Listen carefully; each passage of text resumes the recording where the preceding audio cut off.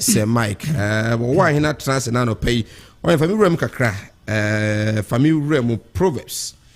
Proverbs 10 the verse 4. Proverbs 10 the verse 4. Na afi anopay yen share ye ho enkuran ene anopay. Yen share ho enkuran ene anopay. Right now.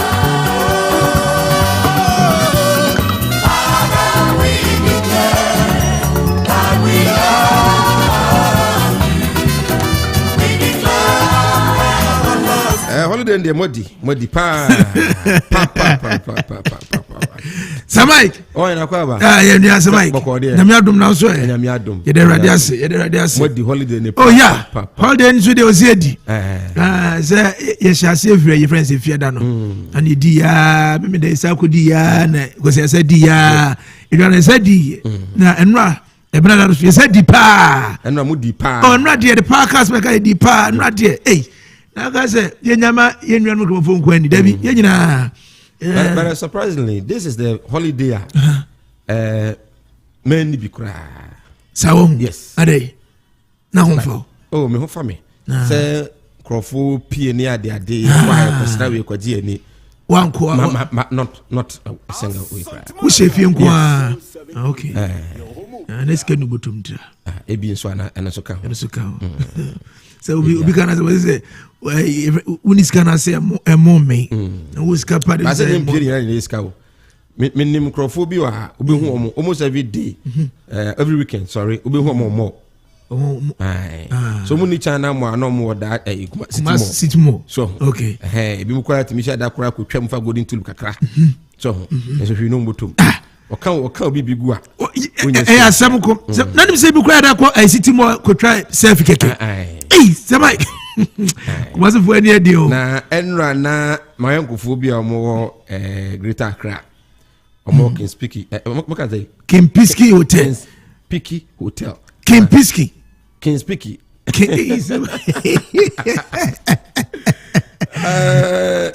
Edino.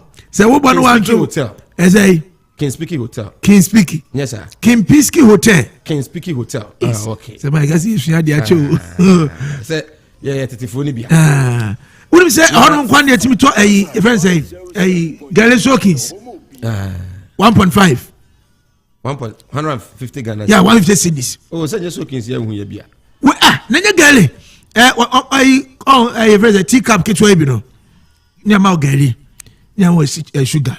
Na ye di friends milk na sin chen wan kasa hwie eno kra mpo nya milk tani na hwie bi aguga yi na sin chen ne de si kira to no 1.5 na enra enfunu na odi free ho bre me se me hwe enigi a wogie no oh chale me kon da kra baby ade oh yes and cry kumase because utu nkra na wonenam kra oh chale jai e kwa kro mo nam so kra e kwan enti wono so ko na ko di girl 1.5 for more ka Debbie 150 Ghana cedis anya kabo sami ko be mo atum E-Levy ni ba enti mo atum we obi tv jaja me ko di girl 1.5 enya fo ano pay yen tu ye ho family and Proverbs okay my Proverbs 10 now is it Proverbs chapter 10 verse 4 me bu se etia edu good yimu a eye 9 yentu of yetu mfu yo ya me etia fo nyina kwa biem na ya fimo pa Samike once asro kan weekends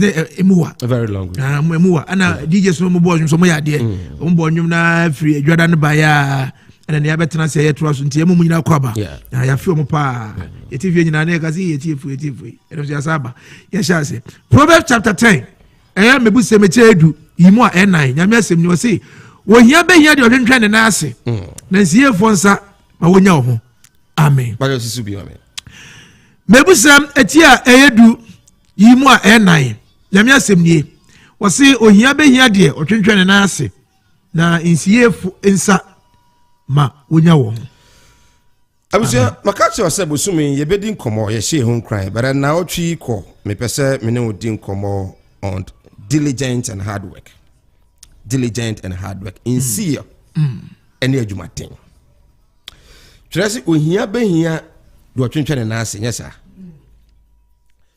abusia wona me ba ya adwene se obi bia wadi ye wasetena mu wakoso abrabo yi mu no se otena se na oni ne di nkɔmɔ abusa no sɛ ɔpanin ɛkwan bɛɛ na ɔfa so a wodi yi a asɛm baako betumi aka kyerɛ wo paa ɛne sɛ wɔyɛ obi a na ɔyɛ nsifoɔ na ɔbɔ ne ho so wɔyɛ adwumaden ɔntoto no adwuma ase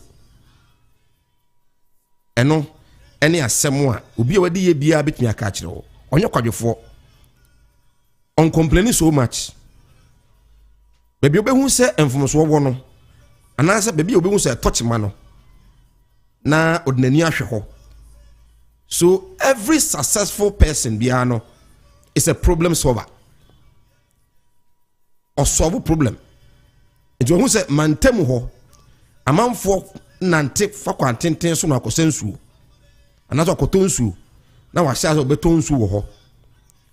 Ohu no sɛ fitafoɔ bi aba ha yɛ adwuma amanfoɔ do ma hyɛn ba ha eba bɛyɛ ɔmo kaa so ha, but that area no ɛyade sɛ obi antɔ aduane wɔ hɔ nti sɛ kɔm de wɔ mo a iso mu gya adwuma ɛnante kɔ bea ɛwa kɔpɛ aduane di bo so wahyɛ ase Davi na ɔbɔ gɔbɛ tɔn garen bi nso hɔ. Ohu ne sɛ adwuma mu ha yɛ dɔɔso paa amanfoɔ ta atɔ credit ɔyɛ adwuma no wagyae wɔsɛ mekɔtɔ credit aba nti wobɛhu a no na wahyɛ ase ɔsɛ dɛ mopɛ credit atɔ a mewɔ bio montɔ bi wɔ me hɔ insecure diligent anɔpa menim sɛ de wɔhyɛ aseɛ beginning the year ahoɔden a wode wura afi no mu a na wopɛ sɛ woyɛ adwumaden timi de boa menim sɛdeɛ seesei a akɔduru deɛ, but I'm to tell you this morning Kenya ho hyɛ aseɛ sɛ ɔbɛyɛ adwumaden yɛbɛdi nkɔmmɔ paa nti anɔpa yɛbɛtwa ne tia hyɛ aseɛ sɛ ɔbɛyɛ adwumaden. Hard work does not kill. Adwumaden enkum nipa wo adwumaden enkum nipa sɛ woyɛ adwuma na woyɛ ho ayɛ wo sɔre anɔpa akɔ bi wo store no enkum wo competitor na di kan ɛna wobɔ kɔkɔ asa ɛwɔ kwam and you want to be successful. Let me tell you one thing, nkrofo bɔ me hu so mo nyɛ serious in life, especially ababaawa ana branti a wɔnyɛ adwuma okuta iPhone oton phone no a more than 3,000 Ghana cedis. O destiny a bleak, a very dark pa timi. So ya baba wa wutie me anopai. Onya adwuma. Abranti a wutie me. Onya adwuma. Adwuma wo ya waja tum sɛ wo ya na sɛ wutwa my bet. Ɛno no wo adwuma wo ye. Ɛna wukuta phone a worth more than 3,000 Ghana cedis. Of which you can sell this phone, buy a moderate one, bet 500 Ghana cedis. Use that 2,500 Ghana cedis. Where is the old 25 million? But me asibi biase. I'm an SUA that chain. And I will be who for Kutao, no hen phone. Now I hear Juma cry now phone cry Nina AI and money phone say. You see, Sika idea Jumano. Yeni tieni pa sika ye dey improve your life, sika ye dey to abrabɔ so no nye sika ye dey to atade hye enye sika ye dey eto dia ne di debi o pɛ sɛ abrabɔ to aso a sika ye dey to abrabɔ so no yeni mamemfa we ntwa to no wo ahene nguram na afi ye fence maka sɛ ye bedi nkɔmɔ pa diligent and hard work insecure ne adwumaten nyankopɔn wo ho. He blesses our handiwork. Enti de ye na ya sha ase be ye na Yakopon wo hira ye. Hira ye. Sa wonya hwe nyame wo hira wo. Wo te dem bompa ye kwa twe akọ bompa ye ekọ hene ekọ bompa ye na wo mfa won sa se obeye bibia. Nyame ni de begina so de be hira wo. Timeti America sei. Kasa America na da no. E na nyame be fa so de hira me. Ti won so de na wo ye ne ne. Proverbs 13 the verse 4. Onihafo kra kondo na wunya na insiyo fo kra bedore sade. Onihafo ekra kondo na wunya na insiye fo kra dore sade. Tienie pa. Adeɛ baako a mede twa to ama wo hu ne nene sɛ who you are is whom you attract. Who you are is whom you attract. Yeah. And until nay say Kwabena despite say Papa Columbus so one pen another Hokufuado. Almost a singlet and kwampo. No more from a car musi begina ha. And nipa be boy pim womo. Free say Omo SCA, Omo DA. So this is the president. And unti so what I did kuntain. Ekuta phone kakraka. I what is saying. You will not attract because who you are is whom you attract.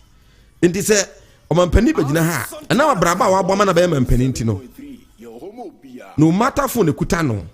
Ni dress or the buy. Man for a man for no. But baby what drew no. The position no. And a man for her. Yeah. Live a simple life. Develop your life. Men transfer high nyakwadro na mane mobe 9:30. One for a friend radio say adwuma ni Ghana. There are a lot of opportunities. When I mean shall no count. Oh, Sir Mike. Who you are is whom you attract. A very, very powerful message this morning. I think I'm betrayal Mr. Christ here. Who you are is who you attract. Yes. Nipa pin ya so dia na aba adwumani oba Ghana mu na adwumani. Sir Mike. Boys ni bi any guys bi top pressure manfo. Say na o say bi mu na minim say yetimi wo phone a ne bo ne treta even say 3,000 Ghana cedi. Hey, me say student be phone yirai. 3,000 Ghana cedi. Teachers when I teacher phone say me phone ayira. Umuza so say iPhone Pro Max 11. Some will be say 11 Max. Okay. Now 11 Max Pro ni na kaka. Okay. Aye. Omo ka cost no say na nyagro. Hey, who student awo SS. Now who cry iPhone 11 Max Pro. You serious. Pro saka ho. Say Mike, in fact in Ghana ho say obi tinase no ka so man mu ayde nya hwe ne phone ekura no a o say timbu sa phone because me o wa hina metie yi o ka obeka so wunya nru wanti na de ben. No, udru ho till when you have the money. If you have $1 billion in your account. In my account. Not say 10,000. But these people they don't have anything nothing in their account. When you 100 years, more 1,000 years, more billion years. And quite a mirror so no. Now what Timia Koto phone was able to grab a graveyard mamma chain.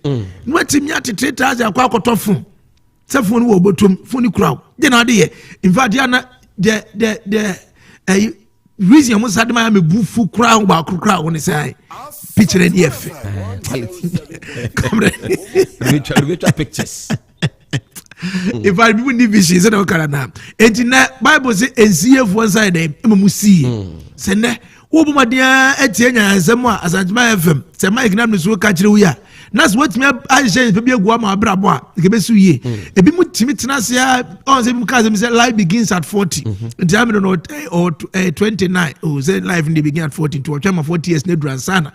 What's I want to say? And we have visionless people talk. We need vision. So what trust Sabria is a peppy at 1 more. That 14 no, not anchor what years and Kaunya the pussy life no. And I'm so shy seeing Tim, no, I say relax you. Intina say Ubama dear reset. Edmund your magan, my example per many pa. One said, Yakase, Ibukazo, Asanteman. Ebia, na obi ebia dwuma baby fita phobia ba da bi twam was fita phobia ba dia anya ma phobia mo ka obi ne ka anya kwamba do mo na me gobe nsia good the da bi no be so de buchi akitu abi ne was o da we na gobe as that day no beans konko ba ko no ai san ade che ekoso and that say say why gobe joint na fita phobia kwa ekoso do si bia da bi ne gobe no na da bi kwa be nya din o sample tem no so no and what one as I would conquer your focus near vision ko anymore sa vision abenya no and ma wo see dachi enti wo trust so do famo me baby a hoso no me akọ bi restaurant one dia ma sa be che o che be din komo ebi mu fa ne say adwuma bi wo ho dia me se me mako university awie and I was say me metna store no me nkonko tonsu me nkonko yesi menye I'm too big for that. O hwe me skin no a efata wiem gina skin papa bemponi na me Israel onwe nyina nso mobo okay one up amen ara pe benyamre na ye di nkomo onum se on Monday John Dramani Mahama on my lecture or say Ghana at the crossroad. At the crossroad, yeah. Na ne kasemu no kasembi or say E-Levy no NDC for bar. Ombetwem. Ebedi ho komo. O say E-Levy na man for ha say complain. Omo a me dey say me send ma obi. Ye team na broso. Jerry for the abase send this come obi a ye te ye broso bi a. American the amaye. Benyam ready ho komo. They are targeting 4.5 billion this year. 4.5 billion this year. Let me free 11 and the Supreme Court was so said the 3 NDC members of Parliament at the 11 on some court and there national Benyamre na afiyet me di ho enkomo ye behwe edin so edi ye eno so ho enkomo ponkroma ese mampani bosha wo Ghana fo nyina wadi so nyina mo se nyina ba wo kranka ai so wadi so okay so wadi nyina ha so eno so enkomo yakobon bo se nyina ane ni amen enye ho enkomo no do so no pay Mira sonse the latest from the world of sports no it's me at the enti first sports number and sports ni wia here nya kwan na di nkomo be di komo pa komo so de bi ho because me tia say ababu mo de ade mraba ni odin sa sha na se no agim na tum na obitimi ka se me ba metwem thanks eno de Sir John Mahama HR nursing and teacher training allowance okay na ye aban na den sa mera biase say yintum say ye twem ye ma ye no student loan na do ka say me ba me de beba I restore the allowance enti omo ka so Mahama bo ba wontimi nye no at times na me pese be kasa sa okay you see once Nanado was able to restore teacher and nursing training allowance no ye twem no na se my good no eye kire case study Mahama di obo mo di twem no wansa ma na mayemra o ana sai wansa ma na mayemra wansa ma na mayemra se metwem o se ne eye tie o taxes bi o ha MPP ba he no na omo be twem friend nuisance tax obeka ya tax omo so ba first we no mo kapa se taxes ahodo na Mahama de be gugu fence say juma so bi o ha petroleum taxes bi ne import levies bi na ade no ina ifri ho na ayemra but aban no san fa mra kwan so esan yi bi fri ho okay inti ono se nyame ya adom na Ghana for toba mano oba obetwem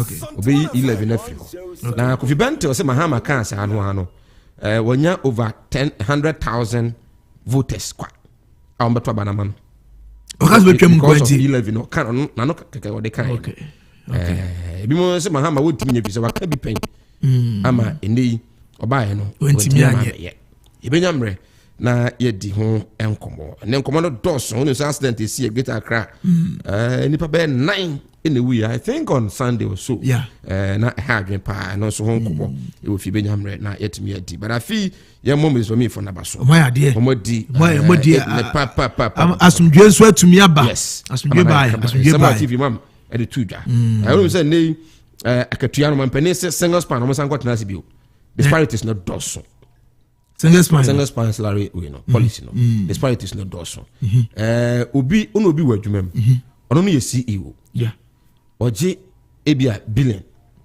waka na wo office wo na so no boso so a no akwaje be 3,000 CEO no so no do ya na so sensan no committees bi an so be ko bi an so oje sitting allowance so ye review on but say omonkonko review yes na afi ye hwe se de be ya we enkasa na katua no ase so bebre sin we so na yen hihye na o se article 71 na de amoka ho asem so makatua so mo yaketu abi nipa ketu abi na edi mampani so mo yaketu abi na mo sare an article 71 MPs ni o mo yesen kwa say my sa MPs no say ministers no o mo double salary na so mo je one o mo nye double salary one ba mo je incentives o mo je tra the MPG okay we are minister wo je tra the MPG but on ko je MP not akwaje minister that's why say ye bibi ekushi no yes e ma no kosoro and wala wan so do so sen normal MP. And the allowance MP be bia so no. Wo committee no so bia. We saji. So be gibi. Okay. And okay say ketu e bi no so. Ten no no so. You how many ministers and deputy ministers from Ghana? Na be am dey ade atu dey say Ocho nsema. Oba sorry bra be fama me na. Yankomra. Latest what of sports. Na brother did no oba ne bebre. Man translate. Transfer me. Senior translate. Emos translate na no pay. We say higher Asanteman 107.3. Wadwen kire 0551344493 0551344493 0205193100 and after 0244 108197. Your views, your thoughts, your comment. Umadia the Fabra Inyamre and Kenkai into me and far Emma. Emos a transit on the pay on your quaba. Boss me Josu. Okazana say boss me Kasapa. Boko there. Yamia Dumo na onso e. Yamia Dum. We can score saying. Ayo yi pa. Udi ne saying. Me de me Muslim. Me shemi fi. Shemi fi. Na say ye di Brunya na edi no ya na mo ne edi Brunya mo ne edi Easter mo ne edi dia na edi o mo dia so dia o se o dia o nya Muslim me te di ba fi di ende mendi o boss o ye Muslim we Muslim enti wan frɛ se brana mo ni o frɛ me by me nya ho anko enti o so o frɛ wo ho wo no o frɛ me na mo afin so no wo no frɛ wa na ze ba o frɛ so no boss say bi ai ready there na me adu okay yankomra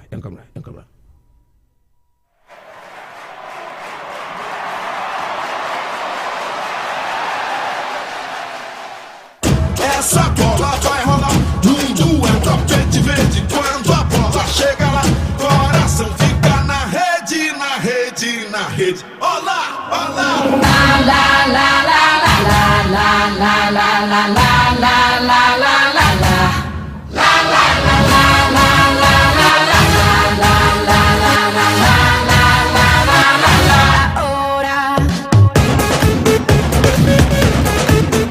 Lego.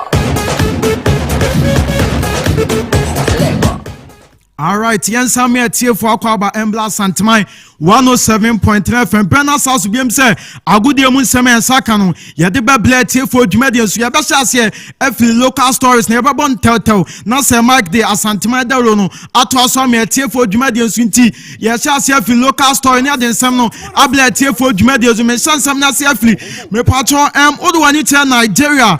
Omne Ghana World Cup qualifiers no be kaya. First league no eba so my Ghana mu Baba Sports Stadium game no bury and goalless Emma return league no ekoso on Nigeria Abuja Emma Ghana ese baako Emma Nigeria team baako Emma Ghana team dey away go no etimi qualify to the World Cup 2022 okatana game no bury no Nigeria fans no mu timi etoto bottles at the Ghana players no to bubu nkonya na se FIFA ababonten dey ababe tudwa at the ban sonko ato Nigeria football situation so the meeting say FIFA etimi find the bobo kwa anasa Nigerian football association is say there on between $154,000 where fire FIFA Air Federation International Football Association banda omodiama Nigeria FNA ninyano yede airplay for our Asanteman 107.3 FIFA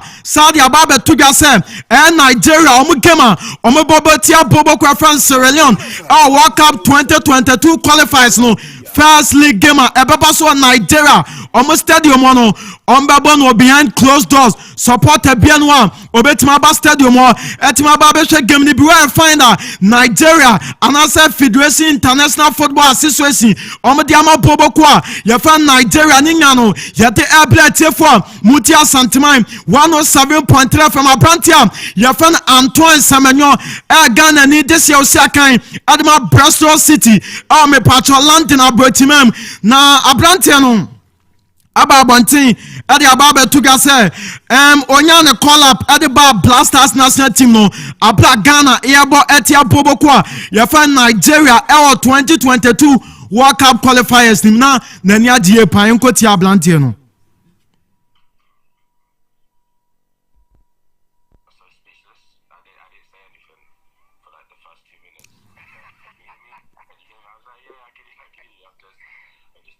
Okay, yeah, try say the abranti and the voice never banso. Producer no gusu atotoniama. Yeah, to answer no so dia. Medimanite baby jet as a moja or a player or a former captain Edma Bobo Kwa. You're from the senior national soccer team, the Blasters of Ghana. Now, Oduanite abranti fan as Samoja Soya. Me patro last Saturday and on the book lunch no. Ekoso Accra El King Pixie Hotel. Am patron penifo bebele. Adi omani monyam ebetete. Na abranti ya fan Samoa book launch na sempanifo e de atuna nim say Ghana 2022 World Cup na e baba so akata no on e be Ghana me patro ambassador yenko ne nko tiemla.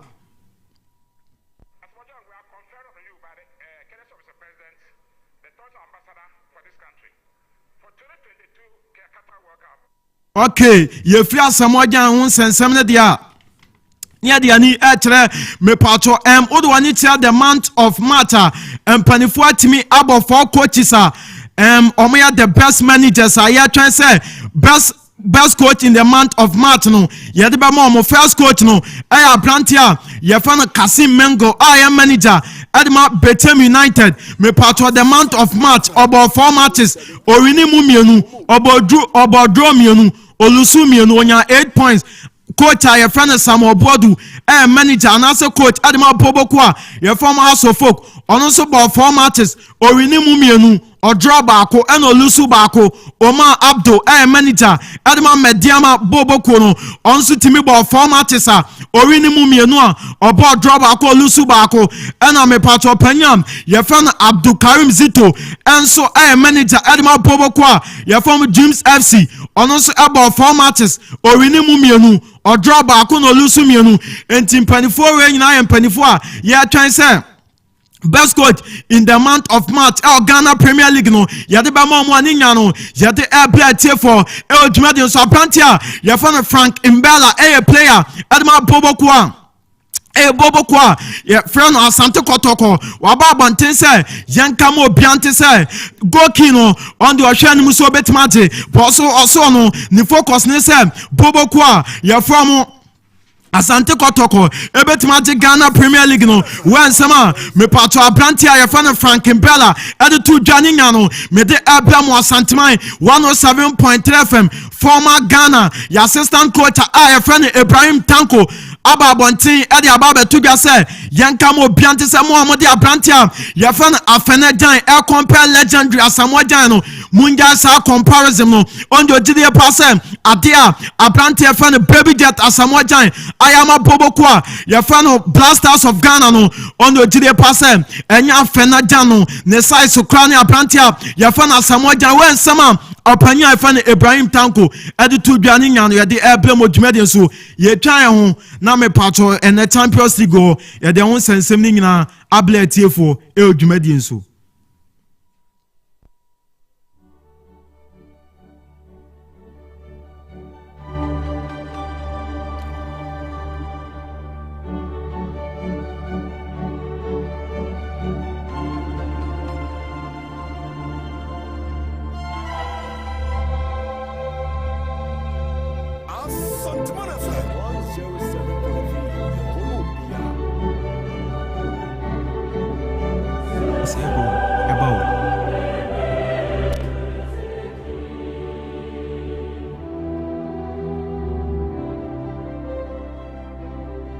Alright, sana tie yewura mo Champions League no ni amfa nsɛmsɛm no ento aso me tie for muti Asanteman 107.3 FM no UEFA Champions League ne ba so a anya asɛm keto a wode wani tie Stadio de Ceramica on enya Boboko a ya form of Villarreal and Liverpool game no game na controversial kakra game no barrier ya our Stadio de Ceramica no Boboko a ya form Liverpool asamiensa ema Boboko a ya form Villarreal atimi no Brantiam ya form Fabinho as your first goal adema Boboko your fan Liverpool ama Brantiam your fan Luis Diaz at the second goal also ama Boyna your fan Sadio Mane at the third goal as also Boboko your fan Liverpool Brantiam your fan Francis Caboli as atekano adema Boboko your fan Liverpool ama Brantiam your fan Boyaya Dia as your second goal adema Boboko your fan Liverpool na adema Boboko your fan Villarreal na Dia bakwa and say Boboko Yafan Villarreal, Obaka, Samuel last week, Omoko Pobokwa, Yafan Liverpool, Motuamo,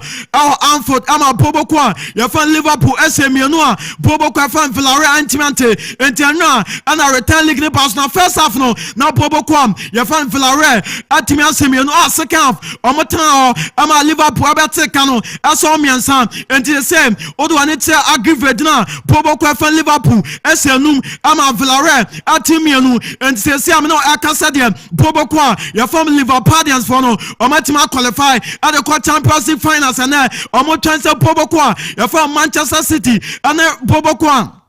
If I Real Madrid, I'm coming up, Papa, so I'm trying who said ya results Nibesia Quentina, between Pobokwa, if I Real Madrid and the Manchester City, what bet Marino, no, only Liverpool, and a Quacoba finals, no, our Paris, our France, and Yasan Ketuaningano, Yadesumi at for our Asanteman 107.3 FM, and a champion signal, Odoanita Santiago Bernabéu de España, Pobokwa, if I Real Madrid and the Manchester City game, no, Paso, our Patrol, Santiago Bernabéu. Power anya semketwa Rafael Bednan Fifi Daniel Osato ana panifo ni sana sakem no onko dina Fifi ama bibianya kama me patchana 81,000 and 44 spectators and the Betimaba Stadium anya semketwa na no one tell Estadio de Ceramica game no barrier no Ablatia, your friend Alexander Arnold, or your player Animal Pobokwa, your friend Liverpool say, Yankamo Bianti, our Asanteman 107.3 from Sanra. First half, no, now Pobokwa, friend Villarreal, no me a better side,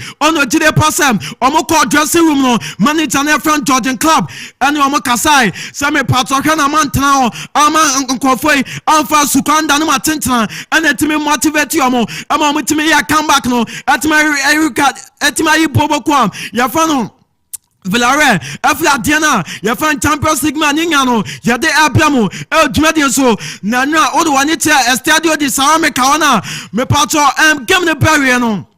Villarreal, omo fans no mo di keeper na ya fan Jeremina Rolly no mo di na temi e pom gide pass kwa aplantia no ejina ma Sergio Mani ani aplantia fan Fabino e de fan to no omo gide pass na enye go as experience keeper bi ti say aplantia fan Jeremina Rolly na enye go esa so mo tan o e man patro omo de show anti supporters no bofie paninga no ya de blatie for our Asanteman 107.3 FM manager na fan Jordan manager Adama Pobokwa for Liverpool Ocean Camo Piante said Villarreal for no and now me a good papa especially first half what's that Banco 4 point Nanya Semketwa Bonnie or Cancer Adiana na say time omoko second half dressing room ono otimi share the boys in concert me patro omuntimi yelomo no muntimi nyi Pobokwa ya fan Villarreal every Champions League ni entina etimi motivate Pobokwa ya fan Liverpool na say omatima kopie grand finale ni nyano ya dey play for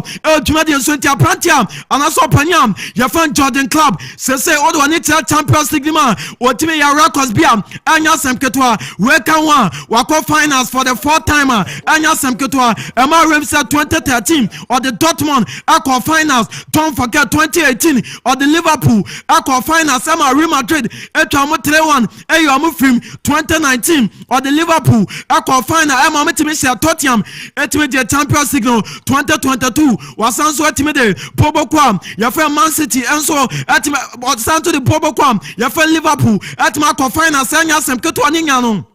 They play for Jumadian so and now Odoanita Santiago Bernabéu de España Pobokwa ya from Man City and Madrid game no pass up Panyam ya from Pep Guardiola Gide pass and you been a back catch on the game no a very difficult game on the Gide pass on the Madrid Papa me patron one show Sapo Muswa a debate mayo on the Gide pass Adia to Pobokwa from the Paris Saint-Germain Park the Princess I say Pobokwa ya from Real Madrid 1-0 Omoko Santiago Bernabéu Emma Pobokwa Real Madrid I come back at Teshamo Trewano Omusia BB film. Don't forget Chelsea at Pobokwa and as a Real Madrid Echo me patro Stamford Bridge Eddie Kine Echo say Pobokwa ya fan Chelsea 3-1 Eba return league no Chelsea ebe say me patro first 3 goals Emma Madrid ebe tisho mo ono jide pass ade we nyina omatime asua bibia film ono jide pass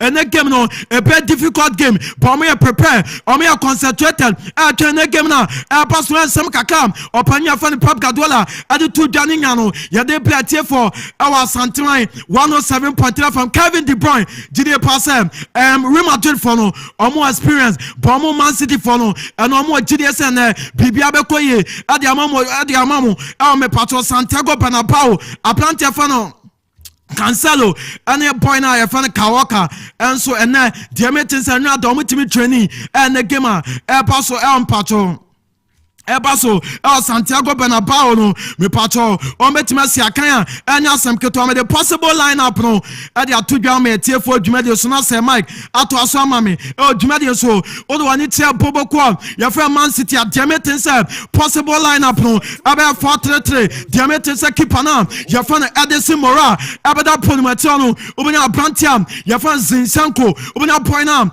ya fra Labodi unya Brantiam ya fra Ruben Diaz Cancelo and FIFA no nya Brantiam Jafan Kevin De Bruyne Rodrigo Hernandez Cascante Brantiam Jafan Bernardo Silva Phil Foden Gabriel Jesus and a point now Jafan Ramirez Mrs. Ubim Edison Mora Padaponim Brantiam Jafan Zinchenko Labodi Brantiam Jafan Ruben Diaz Cancelo Mfifiano Ubina Brantiam Jafan Kevin De Bruyne Rodrigo Hernandez Cascante Brantiam Jafan Bernardo Silva attack no Phil Foden Brantiam Jafan Gabriel Jesus and Brantiam Jafan Ramirez Aningano Jade play for Jumadi so Odoanita Real Madrid manager Jafan Carlo Ancelotti possible lineup no 4-3-3 Brantiam Jafan Courtois Beda Ponimatiano Ubina Brantiam Jafan Daniel Cavata Ata Militao Brantiam Jafan Nacho Fernandez Unya Poinam Jafan Mendy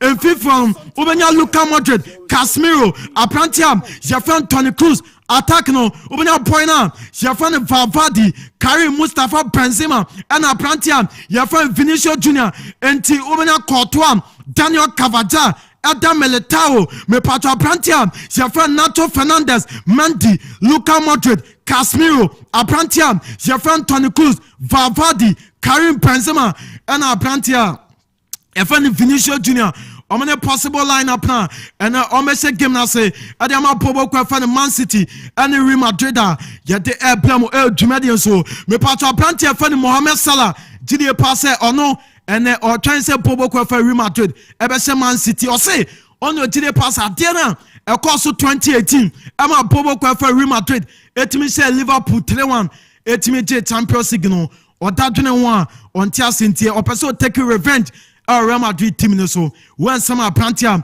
you find Mohamed Salah at the two Johnny Nyano yet the airplane with Median so you find some ninsi and Braco monitor Median in life and Yasam Kuto and a Brasame sister Sally Uo Krufum Pebia Biamitia only anti from Poma Pebia Mo Bianya Kupon Samo na Omonyo Mokesinti say Mike Bejine Jana or the Atuaso at the Amamo Jumedian so.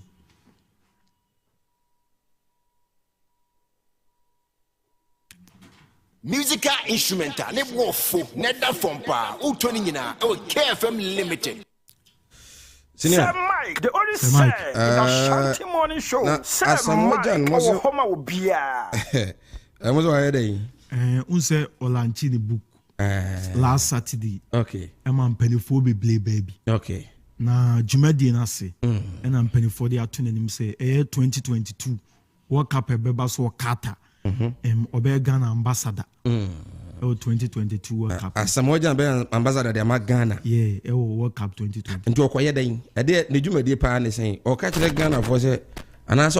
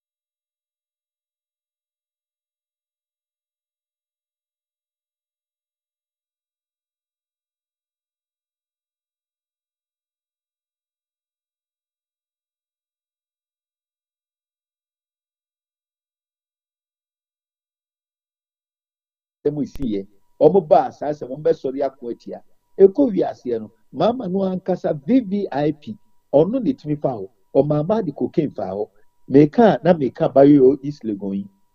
Ya okofa cocaine e fa white chini. Enti bad on work as my agility. Etiminia mesre, ye mu bi no ya share moso, ye nyina say. Baby, I'm a drone, a beer and a bit mammy atra. A being so near to me, draw. Send ye city, dear, young for Bonnie Jim Farmer. Name se Penny, who be dear grown foot rumor. Why you ya na crabia or yen ya mom, no one foot rubber you are tied him to trouble be on to Nanuka. Naso bad that ya, and Kenyan mama, no bada. I've lost no ball, you. But lawyer, Obi Super say, especially say, or cast or bar E-Levy no. Obe ye free ho send this in yakwan eba 2025 ombe ye free ho bi mo ka se wontimi nye se da okra wokan se wontimi nye but bi so ka se okotena echiri no bia wasua lesson ene bi o ka se obeye ana na ma ka se obeye o mantimi anye no wode ya disua eno so minia sabi mijitum dia wo ka no kwan bi se bia o dia ye adusua ana bibisa na no mama sem dia wo ka many are not ready you because the patrol here, you know, original catch say, easy electoral commission. Young man, the crime in the Juma, and maybe let my vote count. You call a year, you call Bruyama in your Bakukra, many boy and I'm so dear one. Mamma the cast, I said, no, we had Ghana web.com, 8th October 2015, or cast, I said, no. Enti kobi onu anya sa adisia wasesa enkoba ye no enkenna no ono na asoretia electoral commission maybe two bra na machiro sia bitu so pacho de make kan oti ase ni pakro na ono kasem no waya no makukode kode okwatifi kohunu nsuo na wasan aba na fa bisa sa wane ho no satie bio peacefmonline.com 18th November 2016 before then na say ni pakro ye you know one was Shebo when he was the running mate. NDC Manifesto 2008 page 46. I said they will create employment for all those who are willing and able to work. Eko wiase oba ya omantimeno. Obebie na no bekan with peacefmonline.com 18th November 2016. I am not a magician. Mama tells unemployed graduates. Said for we say waka semwa enipa penny say no obagina di. Minya odi ya no so eto nkyenya. Mama koye you know oka kire yen amobi ati ase say obia or say beware of those who make promises outside government. Mama tells Ghanaians modernghana.com 14th November 2016. Minia wonu a wo say obia woni aban mu no wo hyeba enyini ni modernghana.com 14th November 2016. And it is a see onu so woni aban mu na wo ka no yanyini ni ana asante de hye anopay unu ni asante ni yedi nkomo kureya mu ni atete yeyi na nanum bisu twa ye prum ade se yetumra ni akire se yetum so ede do kwa de be yadwuma na fe mimra asem no aso minia enya de adwene pe eni so ohuja so enya de adwene pe kura ni so ohuja so enti nya kufu ado papa so pangu aguma so oni MPP enya no mode eni se ye de tax betu obi so eni ntinnem ze enya no mode ntino yen ye ba ban mu no ansa na covid beba no na NDC abai the tax makuma edunson condom besiaba oje ho tax kotokura yemfa nkondom abode mbra oje ho tax power form of growth nam kagiti ni oje ho tax na na dan ko akufo ado baaye no enam sa enya adwene pani so ohuja so no oyi tax makuma edunson ebi ni 1% special import levy 17.5 VAT on selected import medicines not produced in the country. 17.5 VAT on financial services. 5% VAT on real estate sales. 17.5 VAT on domestic airline tickets. VAT for micro and small enterprises from 17.5 to 3% flat rate. Import duty on the importation of spare parts. Levies imposed on KIA by local authorities. Import duty for all goods by Hello, in ye free so. What be the equal by ye no? I would say ye bear mono, minia. I don't know. On my penny are so diet. tie the mama no mpo erika edifa covid no na mu hu pani se so ka dokodoko semo a sani atwere no kan se enyini di onu ankasa that tie was say like government all over the world it became necessary for African government to take action to shield their population from the effects of the pandemic. This meant, in many cases, an increase in deficit due to unbudgeted expenditures. This has devastated many African economies and sunk them deeper into unsustainable debt and economic downturns. The pandemic has had a general deleterious effect on the economy of African nations. 23rd April 2022 year, and no 24th African Business Conference, Harvard Business School. Minia, on one podcast, as a probably be a good group. A try beji, a woman mudiabua, or mampeni, this and Kabuaya for before Timodim food, Mabuaya for the Bikum Abuano. Nanka Mama and Kabaji said my phone a tax. Meaning that you go home. And the Akudrum Pempen Swab, the Biakudruminia. No, see a quality tax, no. Naminia Tienie pa. She, as well, no, can't Tienie. Mama so about which a beboa. Or Kando Kodoka Semua Minia, a unity, piano na eka. Mama so about will be fast attacking. Okay, over kite top tax. So over kite top tax. Mekaipa, but lawyer, and you know, I quit Yakoka say, A be an end. When you're this, you're the film. No, I must be kind of 2 minutes. Was yes, I remember example. So, who power no, or president, and small kind, or about opposition, or yet otherwise. It was a sign, and I'm becoming your auntie. Maybe only be the one here to tap in you. As Korean, not as a lawyer, who is a John Dramani Mahama, His Excellency, former president. I say, all Pamamuma Benti. And no can do okay, Yana. And yet, the American, the woman, some no Nakano, Janice, who must Samson and be bought. One must Samson and be bought for. Then opportunity. Talk tax, no. He was the then ranking member of Foreign Affairs, and at the same time, doubling as running mate, Emma Professor Mills. One must say talk tax now, MPP are buying the ban, you buy a behra. Meji to Mr. President for time and sign ye beba 1995 no NDC for kofa VAT na no enchiremu amanfo ntimi enchiremu ye ni say na mo sales tax wo ho and na mo had talk tax abeka ho and na opposition say there be so tro bi enu mani an hanin mo the talk tax no beba e dey say VAT no beba ye be gi atum na mo money sales tax bi free ho and this ya ye VAT no mo ntiso. So people compare apples with oranges. They tax me. It means you talk tax, no. Almost cast on Bobby year free. Mamma, dear, mobile year free. So can go that phone. Yeah. Your mama was the minister for communication. Sam Reno, not good that phone. Woman, the Toma Malaysia for almost $50 million. NPP are buying by the Kumko for Nam saying, no good, dear, been over the Utino. Ya give you woman some. Ya come on. Ya Tom Vodafone. I'm not by Ghana Telecom. Ya they give $950 million. From 50 million to 950 million. For 50 million, your mama dear more as communication, Penny and what that Ghana Telecom. Near Frono, a woof a problem the past will woo ye. What to do me? Yeah, beside your mama. Then people for the pay. You were bound to tear your bassa communication. I'm in the way which means I will come. And as a one also, you're about also so pie at the bubble pie. Why would you to say, lawyer Nabutrami? Lawyer was Nabutrami, Nabutram, come on, you as Asanteman, Nabutram, not Mimusa, I'm footy and pay. Lawyer Nabutram, and pay. You know, as a hello FM for Premier, I suspend you. It's one Yamo Jenny. Chiasima make any me ubet me aka ni pani mo de MPP ba ban mo a na me nka ho ho na nka me be eti akoba ni san kwa me sorry cha communication no enya me ya o mi gusu ya adwuma ya na afa me ya adwuma no na mom dia ya sua no school at many Ghana ha the first person am actually books on political communication volumes 1 and 2 academic many 10 professors mo radio even say na me radio presenter and am yeah It think such an asset. And now one radio station, a been on propaganda, cabal on my phone, Madam Conco. And so when you say radio station, pay me more.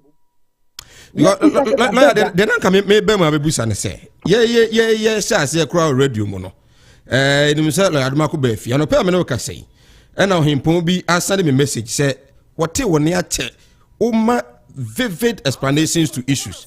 And they lawyer ni enim so ko betimi agina kasa cheche na mamudiama party no maminka enema gwa me dia me ho ache yesi mi kwan ye won crofon bi a wo na ediploma for radio station na utie crofon bi a mo kasa as na we no wo do party na wo chan minia communication is an art and it's a science a research mamin trust na we had makan sem but it's too serious when the betimi so kwan visa wo de minim obi obetumi asi ukwan so ma nkasa wo me me say me ye the deployments no ba me nka ho bi wow mamin cancel yen koso me lawyer yen hwe we apart from say John Mahama suggestions me start instances bi mamin wie na yemre no so ne monitor na other stations no so frame pa hwe Vodafone e ku wi ase no se mo ba mo betwa mo no Fedia mobile no must re-engagement. Haruna Drusu, he was the communication minister and your mama vice president. Omuko UK buy no. Kofi wa you say omuko jisika. Enti adu am so be twem no. Fedia omo antwem. Fedia the trust. Can you trust this broken reed? Fair no to nchen. Oche MB Benjamin cocaine. Eya no mun sam kwan people for trust ye dia na san kofu an ne mu bi no. Mo ye buy no. Mo se mo ba ma hwim. Mo ahwehwem. Ya na wuo ekoba ye no kufu adwada roma ene asumduaba moka hu ya na wuo ne ho asem moka page 34 of NDC's manifesto 2008 isa mobile wuo moka hu asem page 34 of NDC's manifesto mobile no antimi amfa yadwuma entimi nua these and many other things as enye bre na make kachire wa ebe ye onwanwa o ti ase ti mama no ankasa o say beware of those who make promises outside government. Mama tells Ghanaians. ModernGhana.com, 14th November 2016. On one account, it was a son. Was a bar, Susujinity. Nanya no crack. Babini Amembra, Papa so maso, and yen within throw. Baby Yako Drono, yet Margaret Tata, former a year prime a United Kingdom, or say, everything a politician promises at election time has to be paid for either by higher taxation or by borrowing. Amanyoni bia begina pampa so akachira o se me ba meye no. Senya etuo no beje jimtoku ato a. This okopepa okope bosiabo. Obia so no obobosia na ne monyam wie peye. Omayi nya fa ahudie no yakọ ayi IMF entwe edunsia. Ne yakọ amenia se le sikosie. Abibi man yahudo amako se le sikosie. Penny first will be babu amuan in Tesawano. Yako IMF 2012 under John Dramani Mama. Yamabunu Yambrant Yamaba, Wayamianom. One more Yajuman yet. Yet Dankania Musumu, yet that's your tax, electricity bill, higher. That the way forward. Anything persuade your big drone is at Sabi, IMF no. Why ya bosom are now comfort, are now software, are now malamwa, no drone can.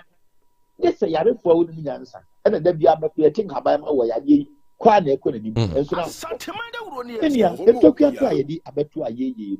Yan Casa, the moon fast will be here for IMF and Yanka PSHS and Kahusikano. Yabecas yin yai. Then Captain Quanda, a Yapibia 400,000 a better honor.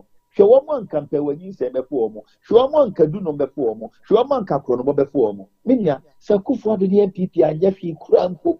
That's education on ye wobima eno na abo China ma no pay menna se na memfa we ntwato na ye nhwese benya mre ama ba studio na etime nyamre di nkomankasa Mahama anyai aban no sa akwa wose o suggestions be to this government. One, osusu se e wose aban no eye de efe no cabinet reshuffle because obi tan afa akwa cha eya na e de hawo ne amane kakra timi ba afei so aban no enhwe na expenditures titru ni di na bank esimu no want entity so on cut down the number of ministers Unlimited borrowing. Now, Afi, on take a step to restore credibility in managing the economy. Mobile. Inia, Nana, I'm not kind. You say Sipai. Sipai. Sir, or say unreserved cabinet. Except say constitution, you know, if you pay the mama, he wants to rewrite it. I know the one. Me no minia sabi. The ordinary game in the senior is a session. You were Kufuado and a power nipa. MPP or dom. Yen I will be. And we will say, when we bet media boy. Brony can say, be said, Rolling Stone, Goddess no more. What the bet more? Was say, Ojin so good for a the poor group. It is your man penny free say, Team when I'm near Juma, and dear ma. And no dear, Meno, not being watching. Or your man penny that mean to minimum 3 hour home by an agent. They are put to you. They are all cassette. A year is sick as some any other. Meaning I can hear. A year Dubai, ya will see no, and Chroma Circle. Or man penny that first president. Yen ya the atom is some Chroma Circle, and I also feel in Dubai. And look how you know. Sal a year is saying interchange, you know. A boy out the J, $250 million. NPP are buying by ye and their Kufuado. And 9 years, ye move beyond to change the Hawaii. Obechi Milam dear. A year Tamale dear. A year Tema dear. And a year Pukiasi dear. Okay, you know, $289 million. Minia, and 9 any back, what did you $260 million? Any power will you find a physical so cheerful more. So for dia. Meno can say, yes, new hospital, 600 bed capacity. And kind of rage here, your mama didn't sacrifice farm, there 450 bed capacity. Meno can say, what do you know? What did J $250 million? Yeah, the new one that you see 600 no bed capacity, no, just 75 million euro. So interoperability, mobile money a year, number 1.2 billion a year. NPP are buying just 4 million a year. Minya, Sauba and Nekumasi now confia a year airport. Confia proper international airport. Yet another Danko Kufuado AG. Never to John Dramani Mama, or their car do be far who dear Asanteman. $29 million. A year no, it's missing 9 Ethiopia.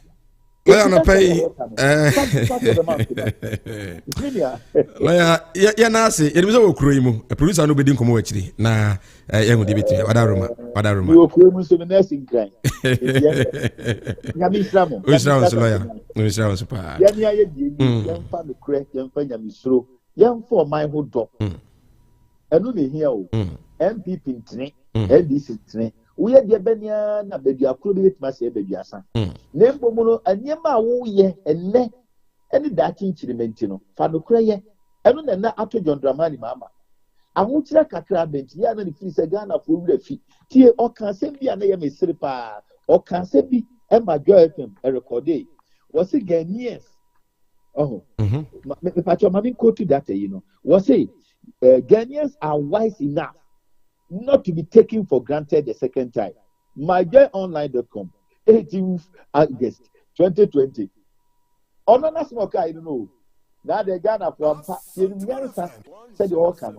You wouldn't feel soon.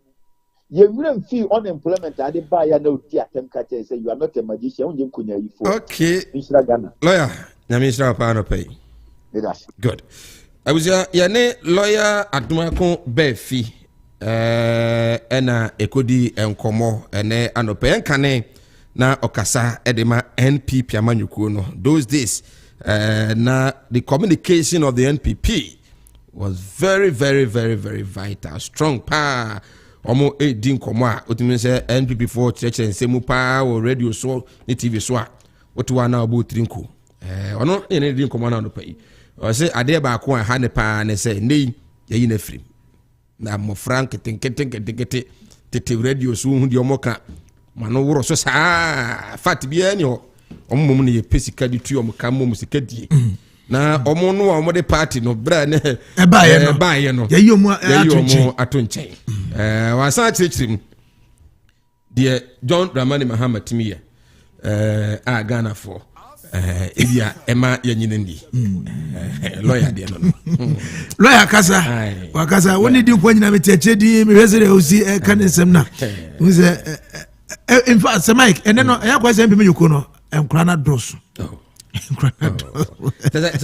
Who's the age crowd there? I can never ready, but it seems that fact no way. Most of the communicators look at Nasia.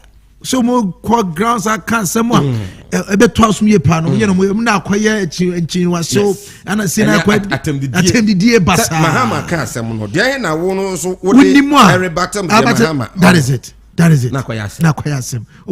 Me. And I'm a hammer or incompetent. And incompetent. And why? And this will be incompetent. Or incompetent. Says I don't look at you, will be at it. And to one cover for I and him so one year, near was a say.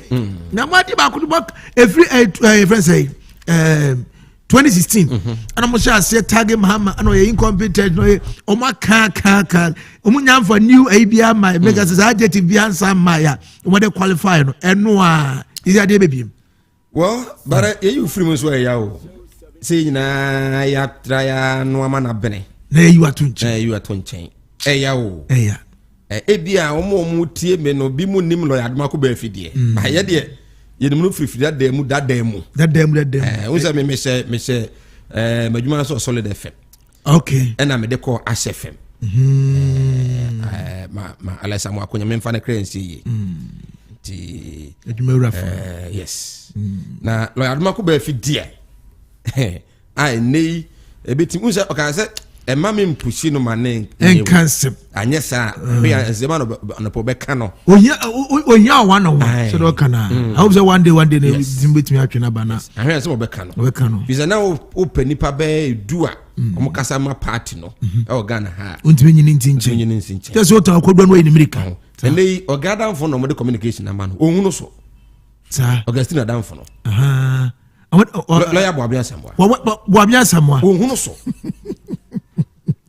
ohunu so kra untu kan ye mabio yoko kra asa kra ohunu so na say obeche communication ma lawyer kan kire say me mintimi nko na obetoto na se ne dinim da bia ba na ne dinim mu a na won kan ho eya abro ne ba ye be eya ebi before here ni pebisi obetimi akasa dio amom sa Mike mesi wo ho sa omo yi no mo yes breaking alcohol is a slogan o mo kadi jomo sa mra ni do enye better sa o breaking the 8 no enye easy o mesi say o breaking the 8 na just omo enfi o mo sa Mike me say na friend say the year 2000 to the 2008 of all that kofo ye nyina chi na se Ghana for set me every high than no monsa ka se da bi masa kona from na dia this is breaking date no na dia kwaso yi dia wo ya nche kwa ye yes apokwa bi kura hwita na ofu yi ezuru makwa ba ya just say oh ya dia yesu adumo na so e nyame adom pa and what fit na nya agro ontuma no so efe me da se okudi Easter no me da se Easter be is the trum on so pass okudi ayi do okudi friends idi de ben okay nkwam de bi okudi no em bi ba no so mato awie dodo no wa do mato awie bebre na dwantoa unza ukọ bantema no mo bo dwantoa wantimi anwantoa bantema fo wantimi oye bia bantema fo antoa ma no enye ono nko no manto ama no oba nkwantakesi eye efija kwa abra omuso the same thing okay ne no omuso supa enyama hoden nyama hoden wadi swache emso ne we na shaase wuntumi oh okay enyama hoden efija kwa abra de emu de efija kwa abra north nti osan wi ni yana dabi enyama hoden ko sanya na hoden delegate na hoden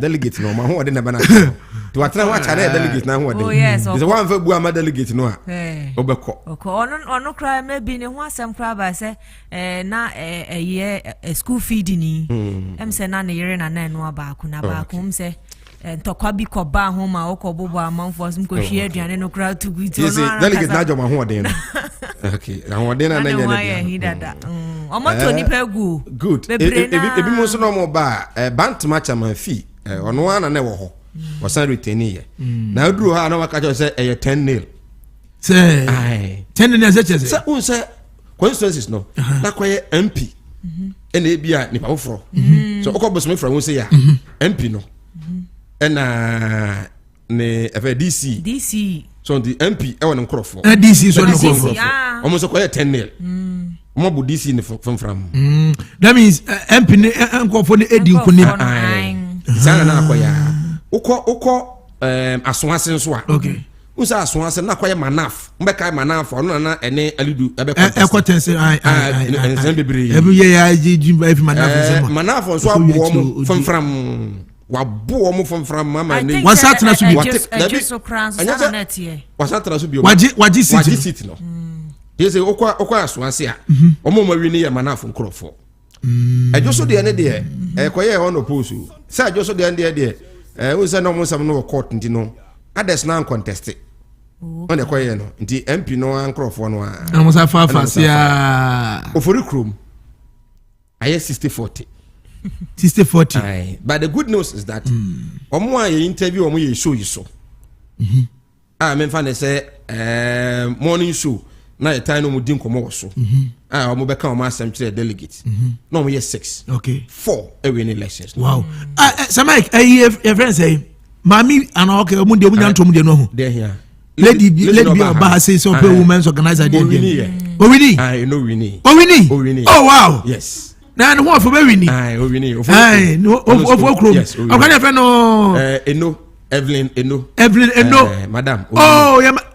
madam mami Evelyn no ya matinkwa pa ya say bia ya tena se tena bor hwan ya sare no haya na betra me traba ma e be ya campaign me nyina e bo chi dom ya de mpa bo kase ta watie haya so hia se fasada ne bra Michael Boateng so ba ye hia na haya Michael Boateng eso ba se ono so ba ha ono ne de oko assistant secretary for Kum ono so wini Michael Boateng eso ba se ono so wini ono ne ade ba ku na se fefe bi no fefe bi ase you know that's how the over like I don't know cause na you cry ni wuntua na say ibi na ne ono da bi na aggregation enso ko second vice ono so wini until the list is on and on and on but when we say local that so be local mama na afi me need you oh wow and also they are saying na nko agya no omo wini nyina omo nyina trinkwa ye de radio ase na omo so omo win ne so no better luck next time ba chamanjo na elusi no hu chamanjo de wan ko bi kura abaku bia obetina ya msimitie omo ye ni firim na okasa boko bia ne chamanjo no on dey so omo ye ni firim kura akwan mu so omo sign me boa no Vietnam ka kasa wo fom chairman no pa yan chamanjo ya chao na yan we say Esadai so ba ha Esadai so lusi lusi Esadai na mekai Esadai na mekai no oh asenso boachi wini obantima ono ma asenso boachi o wini obantima okay ne nkrofo na wini obantima na odum say COVID-19 ho aseda no na no memenda omo dase na enti akramra very reverend to me bom pempe aba abibi memo no abrofo no especially na omo yam hyehyɛ omo maye omo ka sɛ ye de ebetete ato sɛ haban if we say omo hunu sɛ ye doctors nurses yayewo dodo yewo as compared to the population hospitals ayewo akade ayewo a de be see covid na no ye nibi ana isa enti sɛ ye hwɛ de Europe nipa ewu with all the things they have na eba bibima mu di ana kyese ye de yase behye ba onyankopon na onka bi enti Ghana mampani otu anamo a esefata ehunu se oman na odi animo no the greater population Christians it's a covid ni be kum nipa ya kristofo ne be wu mo Christians are 71.3%. Ofa nipa 10 bia o Ghana mu 7 Christians. It is a COVID and have power to kill people. Christians will die more than any other group. So let me call this Mamin Fresa Christians. Now omon fre or munyankopo. Entina asofo ye fre call Flagstaff House. Now ko bomb pie. A bomb pie ye no. Omocheche prayer topics. Ye declare National Day of Fasting. Ema ye if we say Christopher nyankopon tumi ye. Enunti enne se COVID na ano bro no kofomwa.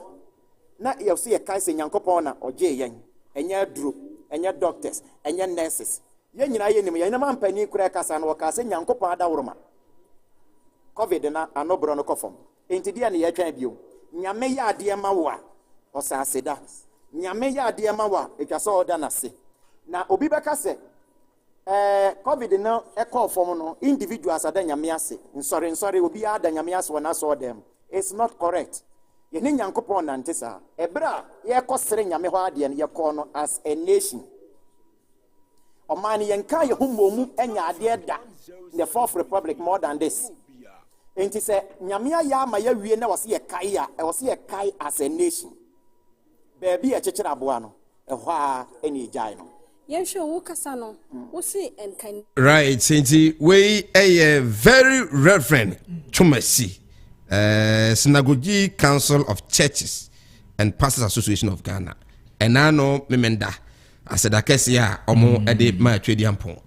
So COVID-19 na bako. Na eba ya no yesufre nyame. Okay. Nti ene so no yare no ekwo a nyame aseda. Ene ede man. Na wase ede man no. Nti we no omo nko ede man na se Ghana fo nya ede man no. Omo asase. Okay. Synagogue Council of Churches na shase. Synagogue Churches of Council of Churches and Pastors Association.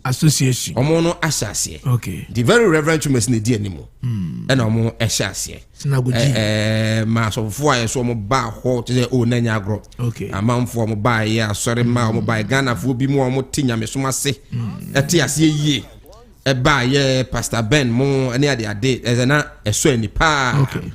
Omodi asida ma twedi ampon se de nyame aye no eba adwene nti ase so na yen call on the president, the regional minister and se Ghana kra no ye wo religious and chieftaincy minister ona ne ho mfa no ona na oda ye mo ko fa so metro ba ni bi no ona de to ambulance ba ba we Hunter West ma se bejo ono kojokum lawyer kojokum yense lawyer so mutie ya na yense mo pa se ehu behia se enase no ye be mamu nyina ye se bia ne ko hye mo e friend say Kuma supposed to nya kwa yo. Good. Say independence is because the flash house ko ni kwa yo. Say flash house ni kwa share kwa yo.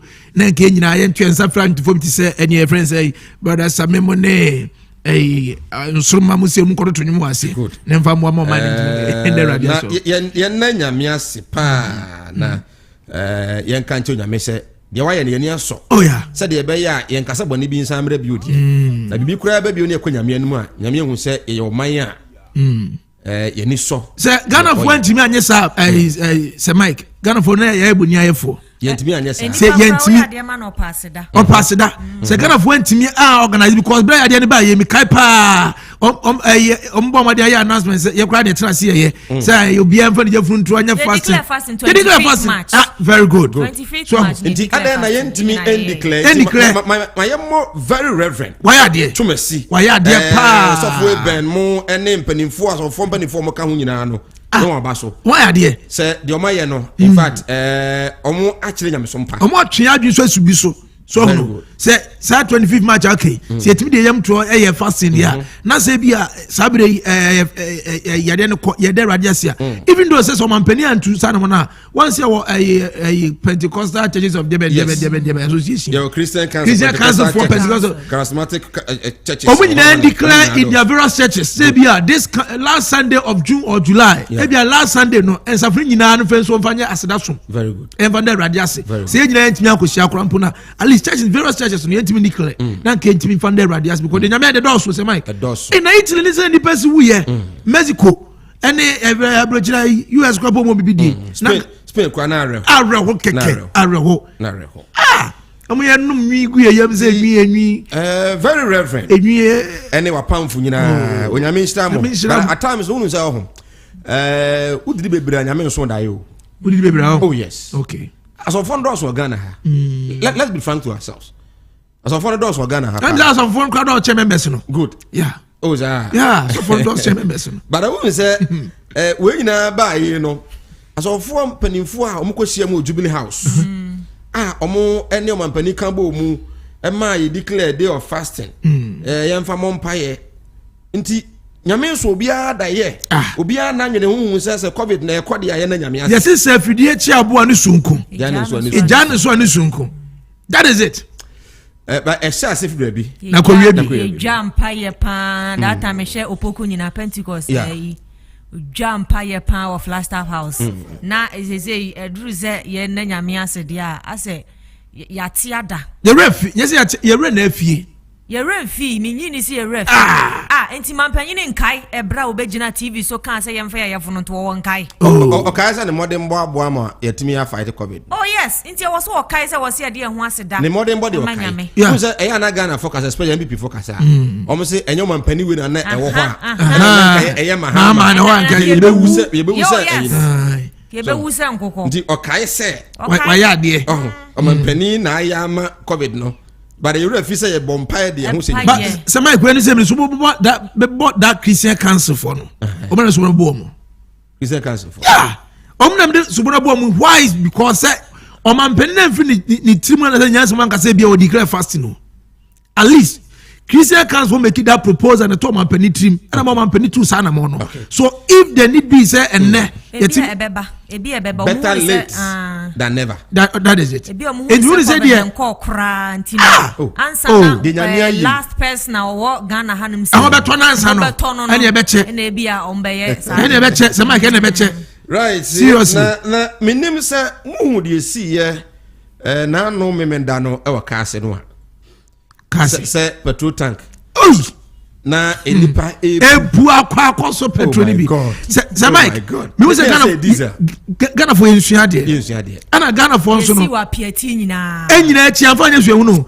ana owo na so no owo mpe Ghana for seriously owo mpe Ghana for say the owo si kuba for amafo bro entina me busa me won say mpe Ghana for me kai na ye mrante na N gas mbeka ya skwa gas explode ye yeah eno atorenche me de ma ni prepare ne ade ade nya no mo wuye kase wono akra no etesi kase wono no mo se eye annual ritual afibia no e wo se tanka bi ebe munu to kase no emunu to no omo atwefu we no didisi ya no kwa na omo nwa se enche my time no ache oh na edru me na se no ano ka bia munu to okay na omo nwa pa enye ma mfo apake ba kom gala omo gala si dem na obi edimirika but yentu enfo se wa wo ko ho a wo ko so obi no busa ho se enka okro no ena eja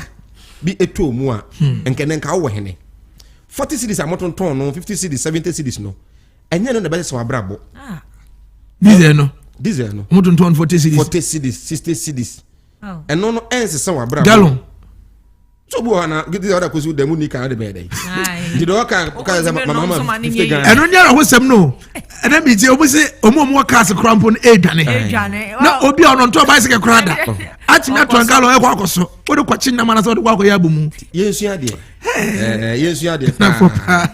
e wo mai mo yesu ade about two esani wakata na krado mo mfami nwuram na ene rank no a day World Press Freedom Index no was Ghana na last year near that 30th yeah and they yahuri I could do 60th 100%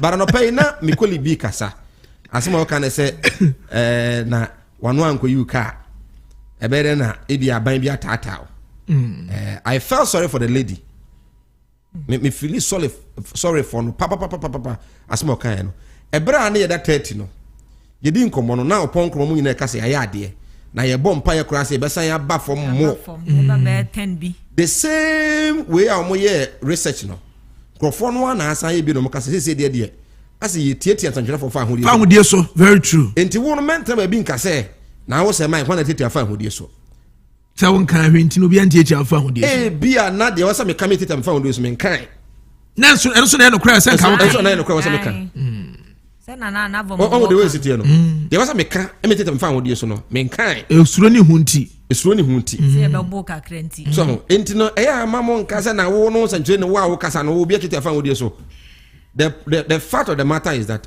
omo ede sa WordPress index ne ba no freedom index ne ba no the same people no de ba last year the same people no ba 5 years ago omo ana asan de aba ne say ene tete atotwe from fa odi so Ghana nti yen kan kira ban no say sa na te a onyai say enka ni bi ne the 30th aban na mu e ne yaba 60th so must bon central for the central for first so because obi anu koyi ne car e car na ntina na wanu koyi ne car na ene sen si e ba ye ne ye bo aban na ba so aban na ye adwuma wo aban na bo adwuma bobo so mai ba de aban na ye enye no yekoka na wo tata ye de a na is not been way Bible kan o sen ka ye ni yanko ani mante so kan ko ye ni aban ni ya de pa sen ke tena ha de pa na na nke beka nti 30th to 60th de yare enye enso ani kura nti enema bi aban no eya e bia E-Levy that me kai yeah ate E-Levy oh adai skana aba no matter more than be skana me say no matter more than be 70 cities o yeah that's why Sunday ya na obi de Sunday o say why dia wabo Ghana asa E-Levy ni say o Sunday na yete obi de Sunday on so ayete esa o Sunday na you sika e beti afro sika no what I say there you Ghana buy extra no 70 cities 76 cities no kwa si da boss mon fami ngrema no mon fami ngrema me jama mon trust me enyabe ye na E-Levy atu so de ko akrata na brebo ya ma yakọ fra enwa mini pe bi frame o si obi ama no 10,000 and also de kwakoto no fun so o si afi wo drew mobile money merchant no aka si kai E-Levy na ye bobo omo a omo ewi ni ye no Raphael or say Raf so Thursdays or okay Raf no about Wednesdays on go about Wednesday go no about Thursday o we ni Raf so we ni so we ni secretary church for the man mbio yoko e wo hefa atwoma nwabeja nof okay so mramedas omedas yo fa na bo ade basa me ye kan twa mo be wi ni ye se nyame Robert na mo fa mo bo ade me nyakopon ye de ma mo kwa enti mo so fa ma kwa se na senti se omo ba ha no ye de ha na ma mo kwa enti omo so fa mra kwa je omo medas so kwa okay fa mra kwa basa mo fro so anso mo be fra so anso mo du so na ene mu sia mo se wa no mo aka bi so boss ko sia bon okay Sama ka phrase ya tu E-Levy wate nyame fa be show abide be kwan am what be ukrom kwan say so because me say because ba church ma be ba de what they said me at me there be atiefo ma munyina kwa bim na ko wa krata ne eno nso eba monte so ene wu kwa dai ensem agu anim no bie ye fa enso atiefo na ye sha se a na yede chese ko wa krata Ghanaian publisher ane kwami ma memfa no nsia se wonsaka Ghanaian publisher bia John Dramani Mahama gonjare so konkro obomode ate chese tawde so preso de wadanim obomode afra kenti ahye chese ahenche e won tiri so ane atwe anim se NDC 2008 promises NDC abanyoko no chese boso mbo obomode ehye no ebinie wose they promised one-time payment of NHIS. MPP for NDC, Ebomodia share 2008. Say Omomodia National Health Insurance Scheme no. Bakope Utia no no ntwebiem. They promised to cancel the state of the sale of Vodafone. Say betra Vodafone betwem yenton Ghana Telecom kwa Vodafone. Say sabono. They promised 10% of all revenue to Western Area region. My Ghana a 12 abani nyina no omobupe edu ye de ko aya tremantem e de ka ho na so mo de timi ye we ya misa Ghana for say omo ye ya na enti so mo antimi anya dia adenti na E-Levy no so betwam no ye timi ento say are you really sure about the E-Levy or it is ebia ma talk eke enti we ana aya je sa menyo ko de bibisa say John Dramani Mahama shabo 2008 no antimi anya dia adenti na was say ye to ma end 2024 obetimi E-Levy free ho eno ye menu mienu sabe pepe government to review a single spine policy says president nadan ko akufo no was single spine no ayadmaifo nyina katua ye de to ene emfa on se baby a wo hye se ne ukura eye kye de bira mu nyina mo je pe ene se we kura diploma ewo eye se Asanteman na kura diploma o kwasansa mu nyina mo je pe obi kura degree Ejado University ukura degree Ejado KG1 mu nyina mo je pe single spine no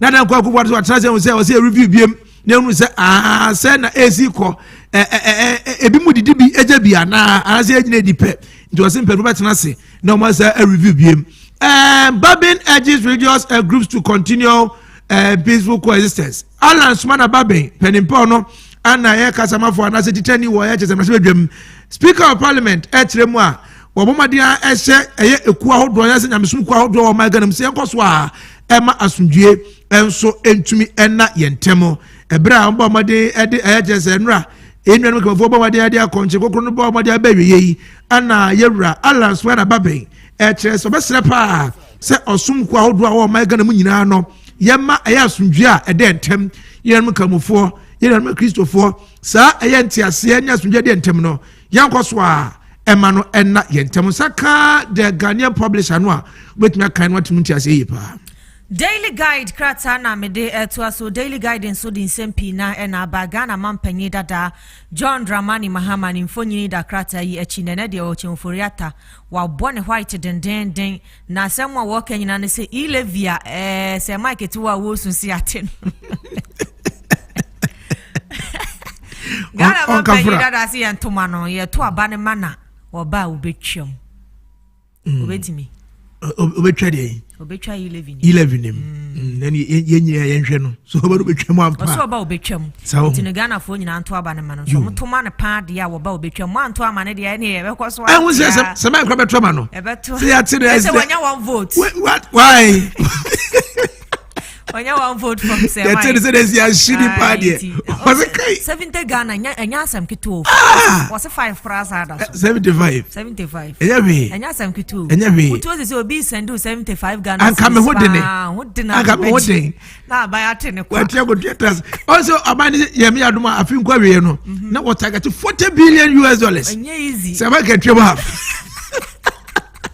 we just again en kwanzu nwatu na fi wen ska obesade en every negosi efiada ska obesade nya agro ska obeji enso so nya agro isi 75 mama si Asanteman Ghana mampanyi dada yo si atuma na obetwam enu ti no se si awanya one vote every say Mike was say Mike supporting den enu ano no Ghana mampanyi na do danko akufo ado wono so mfonyini da krata ye chi wo se o Mike konkoro Ghana yankan akomanto yem na se si ade wo de moa ko baabi a wo hwe ani mo so oba beboa anase wakeka nsem bia gugu omanfo bia suma enche kromba beboa ama oman konkono Ghana economy ho nsem atimi atuto yi ede amaye na ag wono so nsem ode abetudwa so echemu a wo chemu se E-Levy eye minority no diko piemu ewo asendi bia no se ye incompetent we nya asem bia wo se mode koko piemu ewo court se court nkabi ma mo fi se E-Levy no ya ye hwa ye de ba be ye kwan ade tax de ye tua tax ade nten wo so ode ko piemu court se court nkabi ma ewo tax a wo ba betia ho se Mike yeti ni ye no wa ye di wo de what do you copy more court there? When court and Kevin, what was offer? I won. I know. I na wadi Henry ora Henry so mfonyina beto krata yi achi na Zenith Bank wono na ya boni din se managing director ya wakwakoda Zenith Bank Jumaku no ano enti anapa nsem ewo Daily Guide mu ne se we unsaka krata na ene ani ni aboboso de akere wono so betimi akan krata na hunu ne e pa che nyina yo for daily statement so emfantra so ewa ha na Ghana man pedan kwa kufu ado chima PSA danim ha was it we will do it again. President called for support to sustain a rebound of economy. Watch a bit me I be da on my enva and Sunamin Quachino channel. And you know, no, Gidipa say a brother for Ghana, Bruna Casadiso. Our Vimpinu Siazera na or man at the Japan Sampire on Echo. And say now, man, Niman Quaye. Now, Obama say, come on, then ya idea could you a busu for Corona Vadaswa. And Ghana Bomba Elizabeth Memora, Edemagin Samnoa. Was he said to a Biampa, Achia.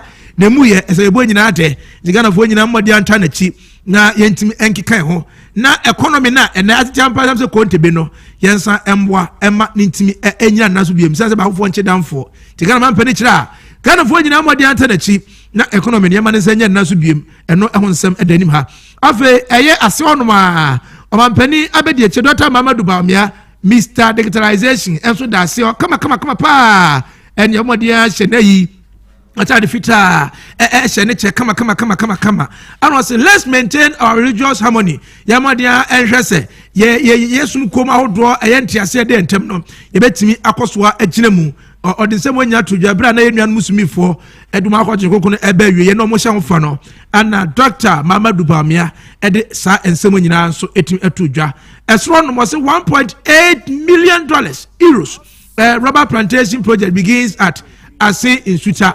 Enti omampani na dan kwa kufuato en mpanifo ammonia ekomotia pam ho amoredi kiremu woye Ase ensuta 1.8 million euro rubber plantation ye mmade atua eduanua na enua betimenya rubber afim no omampani ne mpanifo ammodia atimia hyase amudua enua no enso ewo so saka wedua kenkan na onso watimenya mu entiase bi Republic Press na mede eto so wono so dinsempi na na abagana mampani dada nimfo nyini da krata ye chene de krata nyina se de wo sidi ahimom no nyasa ketwa na sem a wo kanyina wei wo de kwa magana mampanyina na dodan kwa akufuado wo se ne nkrofo na wo de omudi djuma ministers awodo ne bia bon enkanka oforiata bon ama chese wono ankasa no ohunu ade papa bi a wo ye wo position ade ama no so no ntino wo chese Ghana mampanyini ensake no na oforiata bon a wo kan wa na wo kan na se we mama ne kana se obi ye de adwuma hye obi nsa na se onipa ntimi ye adwuma ni ya wontimi nkase ye nsake no sabia onya de na ye nsake no ka se obon dia o ka se obon dia yentie Ghana mampanyini no for remittances to parents in the villages. They are used in the markets and supermarkets to pay for groceries.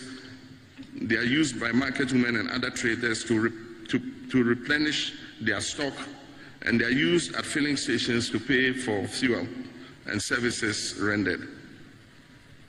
Internet and electronic banking has made it easier to move money from account to account without the use of checks or cash transfers.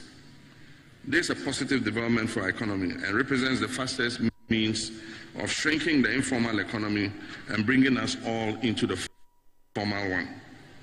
Unfortunately, in the face of this self-inflicted economic catastrophe, this government, against all sound advice, has decided to introduce the E-Levy, a regressive tax that heaps more suffering on Ghanaians.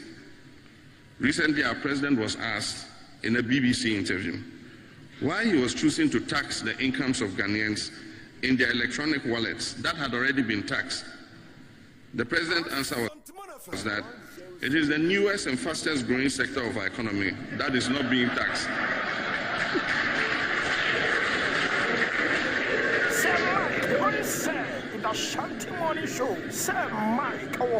It is the newest and fastest growing sector of our economy that is not being taxed.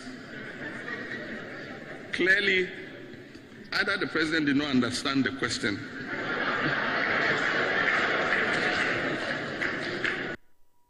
or he is clueless about the regressive nature of the E-Levy. Let's say, for example, a worker gets paid in his electronic wallet. His pay as you earn tax has been deducted already. For every transfer or purchase above 100 cedis he makes on his e-wallet, he has to pay an additional 1.5% multiple times anytime he uses his mobile money payment. It will now be tempting for such a person to draw cash from his e-wallet and make those payments for his groceries, his fuel, entertainment. And you know what was abon sawa the Adam so abon ade so wona ade hye wana ono na eka na o se Ghana mampanyini oko BBC question na yebisa no kra aye say wo try exams na wa deviate question no question na BBC for bisa no when nya no ye answer wo de ma wo mo no enye vivid answer no de ma say mama ka se bia answer wo de ma nya vivid answer ono so ko interview bisa no kwa mi say ozo oje obofo ne de ne na mo oh say mi me ye rebuttal I say ozo waje bribe da I say my bribe as a president or as a human being Obi you can edwa no. Ghana man panyina bonti na yi. Yensake oforiata. Okay. Debi yenwe. Say mine. Jabutre. Say mine dey. Ye ka wasem nti na say obusa pamu yi.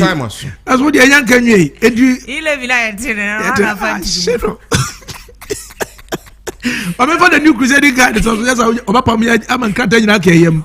I mean carry was say Boabia some what daddy must say honorable or come pa and was say MPP place Mama's E-Levy repel promises says is what desperate attempt to gain credibility. When you actually say a young man you people more dear to John the man Muhammad was say who up and on to say naked Ninya say umuchira the entire John Dramani Mahama and ya briso be E-Levy everyone na neso pesa oboapa o kasi ensake wan nyina no asa ave na wanya adifufuro bi oboa na opesa ni credibility no otimi maintain say so here na page nanim nyamu say Ghana for so are incompetent Ghana for na economy na nkan Ghana for so are incompetent that means onko to konfa kurashim ti na o kasi ensake obi we abo no mboa enya na wo mame kwase o se na do ni chemu an kampuni mantemu a enya saso man so nsem ni edi abahwe bitrim ni aburu bi langard for ametwefo ebu manfo ho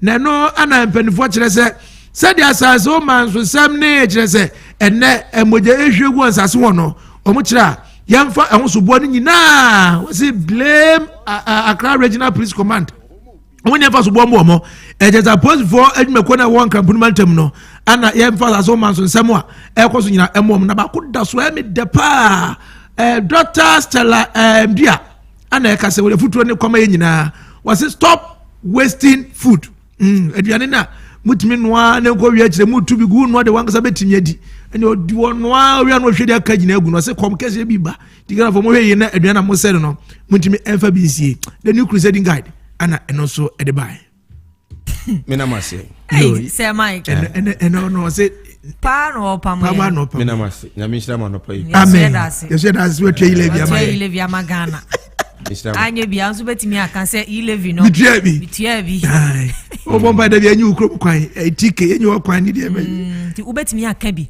me say ada ye betimi E-Levy pe kronom amana na da ho no e wo se omoye e wo se kufu abe ye no unyanya transaction oh minyanya bi okay mina so minya ma bi se maybe enu papa bi se me wo skada be phone so am man am se hwe minute mina mase ashu awuzia owo ahene and I feel ya ba yesi abeja fortnase Joshua Kwame Fuga ewa ha Dr. Anoma Samson and so ewa ha and I feel Michael Boateng secretary assistant secretary elect for Furukum constituency for the NPP and so ewetinase na afi yetimi edinkumo yabazisia Would you decline? Not me enjoy work with your kakra. Show wallpapers, any curtain blinds are, or do you design in the hall and in the rooms? Wash a shack designer while you're form hall. Ne fair. I know yet 3D epoxy design. Okay, Miss Row, baby, free Alaska Star Enterprise. Wallpapers, window blinds, different colors and sizes. Over more than 350 different designs. Or designer as a tongue 3D, 5D, any 8D moral designs in Ghana.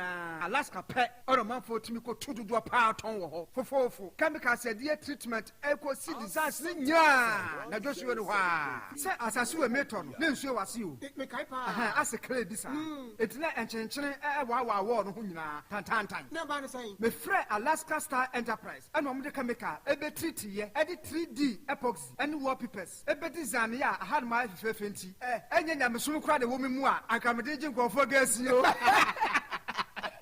na one more important Alaska Star Enterprise Kumasiedum Prudential Plaza opposite Hwa Accra so Tiptoe Lane opposite Circle Mall and Wakaishi NS Kamisedanu a Benny MTTD for 0200 281 080 and 0248 315 258 Edi asem krenye.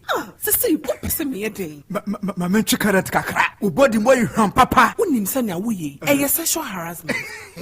A police fo betumi achiw. Who hwam nti police chimi anya hwe. Ene gu me bag mu no. Some Luxelite deodorant. Emma dieni. Emma sudieni. Wow, Luxelite deodorant. Said that here, European standard power. Enka won Hussein. Na wo dware wie bobi gu moto mu a 48 hours. Wo hwehwe ramsa. Na chese na horror. Emma de storm, run wild. And a legend. Sanetie. A man should hear obsession, instant crash, and a mademoiselle. More and a temptation ye, and so both men and women. Kumasi to phone for 0240 15 2204. Accra 0248 315 258. Luxelite deodorant. The Kopebi over the nearest cosmetic shop. FDA Aji Edredin Kratoyatu.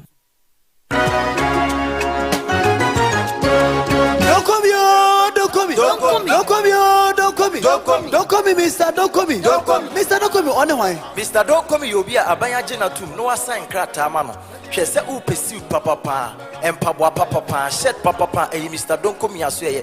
A engagement, outdooring, wedding away, and a Jumacona woman, ya shout to a suit and a sham make for Mr. Don't call me as well. Mr. Don't call me cry or heifer. Mr. Don't call me or boss from my bronson, so on my Frabon son, Mr. Don't call me, oh, be a better. Now, face so a chichi in the bench, now open the number now. Frahoma true for you, a 0249 092824. Mrs. Subian 0249 092824. Friend, Mr. Don't come in, Nadia will pay me our Sabeka. Don't come here, don't come here. The best suit shop in the world.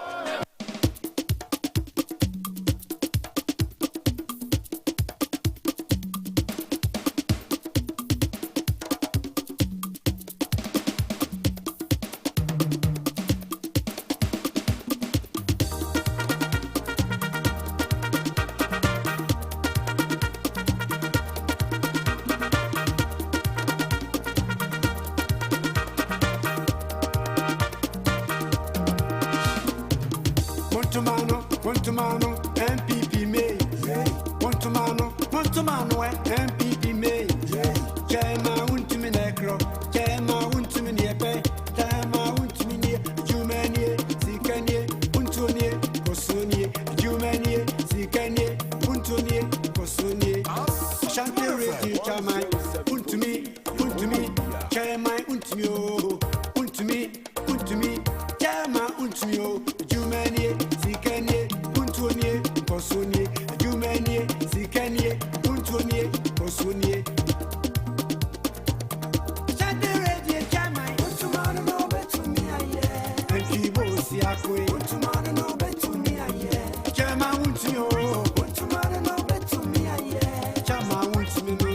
Sir Mike, the only say in the Asanteman show. Sir Mike, our home will be Asampayetia Obanyansafo so wo bunubia wonka na asem Te mafutu sam kakre wa supeme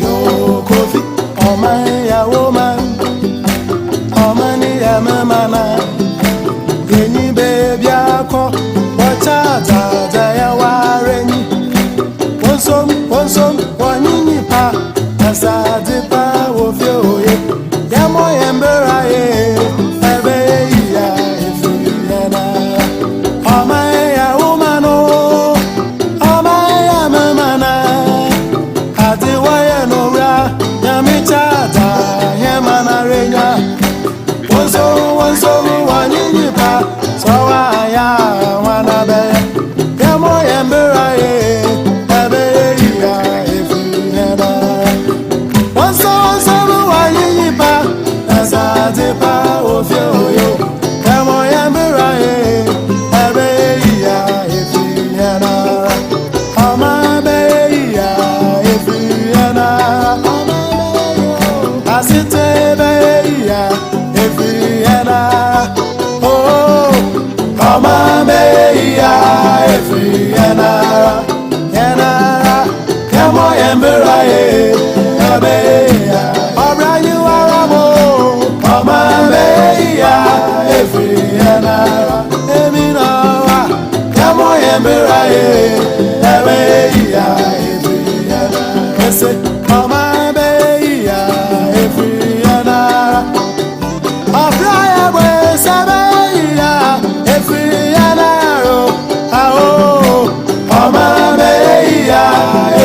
yanara yamo yemira Right, 35 minutes past the hour of 8 a.m. Hi, Asanteman 107.3 Asanteman the Ro and Augusua Uti and live on Fast TV on your multi TV and pay yema watching it say holidays no wedi ewie enti ocean asi adwumaden ye no man no entumi entumpo fi so man betumpo a me no mienu eso na ejina. Without you, this nation can never be the nation that we expect. Arabai but you fought Nancy and pay Yamre na yetimi edin komo on the issue of electronic transaction levy, E-Levy, a home komo na yet Nancy and yetimi edi the Omampenda da John Dramani Mahama in some of the two Ghana at the crossroad in some of the two suggestions or the my any request or the Ghana for a motoma in this year come 2025 mobile omo ebe E-Levy no at the free or GRA I say almost expected 4.5 billion cedis from the E-Levy this year. Hong Kong omo IABA na musu ya to omo amanatra de na wo say yete wo mu okra ska wo send no de yete no E-Levy no kwa na san so sen sika no san send e de ama obi no E-Levy no Hong Kong ha GRA de aba say obi bia yate no wrongful deduction bia no omo betua etumi e de ama Hong Kong no pe trans be nyamre na yetumi edi. And then World Press Freedom Index and so ababonten Ghana from 30th to 60th position.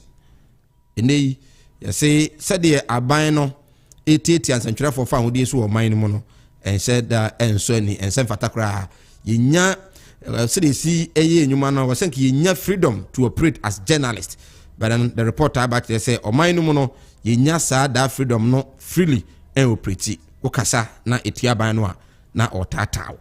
No so come if you benyamre na yetme di your views, your thought and your comment on 0551384493 0551384493 0244108197 dear Kingsley Eddie free on so Eddie Abba or say I'm enjoying your show.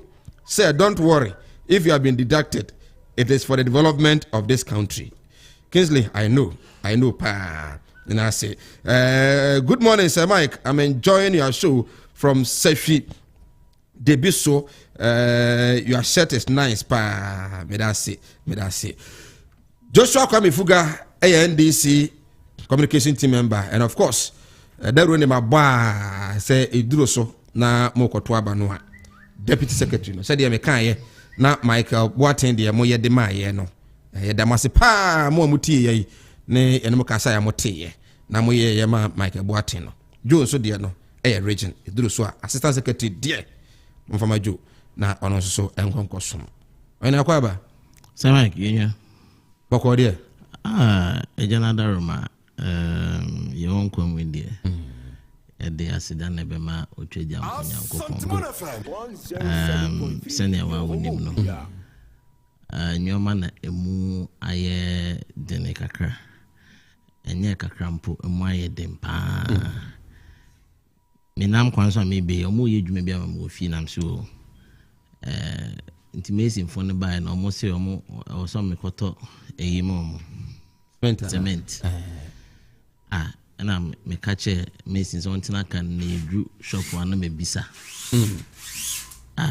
afedi say Mike anope ya o me bisa ya ade na 51 anope me ko 59 no ko na se nya gas mu minchwa no enra mi agasa me kotobi gasam no baby ton no 64 and good enra intimate to gasam me method e wo offense e wo form omo ba ko bi e wo botom no kura na omo se e wo form no and no 54 cities. Enti we no mo say e bengasem kakra enti no mo de ma me 59. Okay. So Mike, enema ni bi o ha e betimi aba betina ha na de amanyosem but ye kofoma enye. Enti edwumra e wo say as on mine no yetimi asisem bibia no o ye na se wo sisem a you see say there's a fresh energy. Unya adwen foforo, there is a new approach bibia sesa What you say? Okay. And Nintino. Besides, what to say? Oh, me but me, I'm just trying to tell you, say, Oko Foma. For more thing. A form a dinner. More thing. A form a dim pioneer grow. And the fear and says, we seek a crow, sebi. We is a woody digan. One here, or capital, no pokran nebesh. Okay. Oh, and I'm not very scary, no. Because anytime they be able to be out to the new memono. Into the drew her. Salad, oh, salad, and the any no Muslim for a dinner. My friend, Yenyanuma or more Muslims, no. Me and Casa, me in your bema or ye imam. Na my friend, Achiano. Your best say, and Pabom boy in no, some Pabono. And Dane in Shira. Emma Obi Biara or Ghana. And also to restore the glory of Ghana Elusuno. And then a press freedom index here be idea to say on micro mo ye coup d'etat yes o mo press freedom I was such a year day and you know is it that coup d'etat na nya na say a soft dictatorship and enye which one is which the best says mo come to know much all the spiritual journey now or fame within the month of Ramadan no I see this 1st of May no and some brand for sure and Magana okay na say na nyoma bosi ayedin no say emna from na sa gallop inflation na ekoso ni on ma dey even gallop inflation e bin see Uganda down since 1979 e bin see Ghana that gallop inflation and stagflation within 4 hours.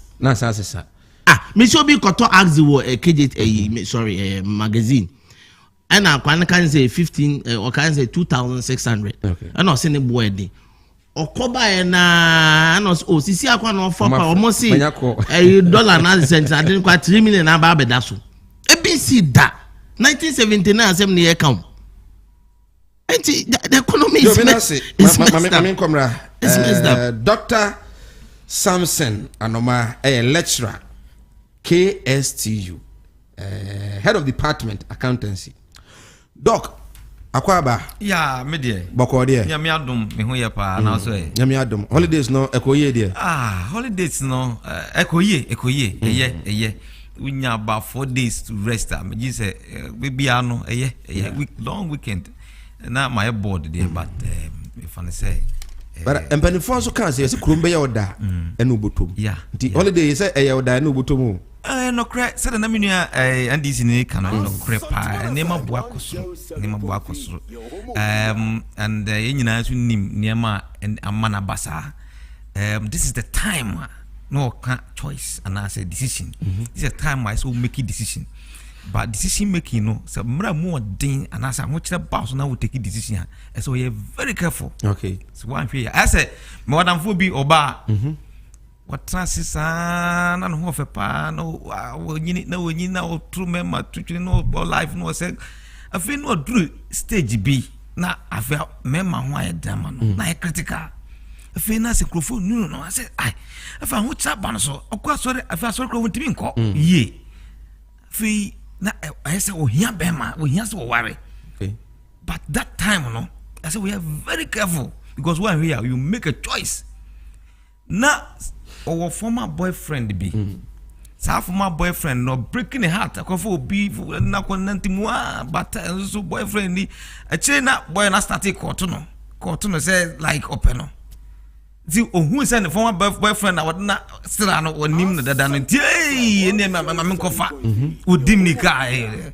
One boy, I call me. Omu boy, a bono. No quatran crank. Bono, or basa. Buna pam or banner son and pub one kutan and crack, a VIP. Me cran or friend me sending the mobile money out to me. It's a mega say. At a critical point in time, when I'm watching that banner, who make a choice to make changes in your life. Okay. And so you're very careful. The choice of a person would never about life. They meet my camp. And they are which him. What say?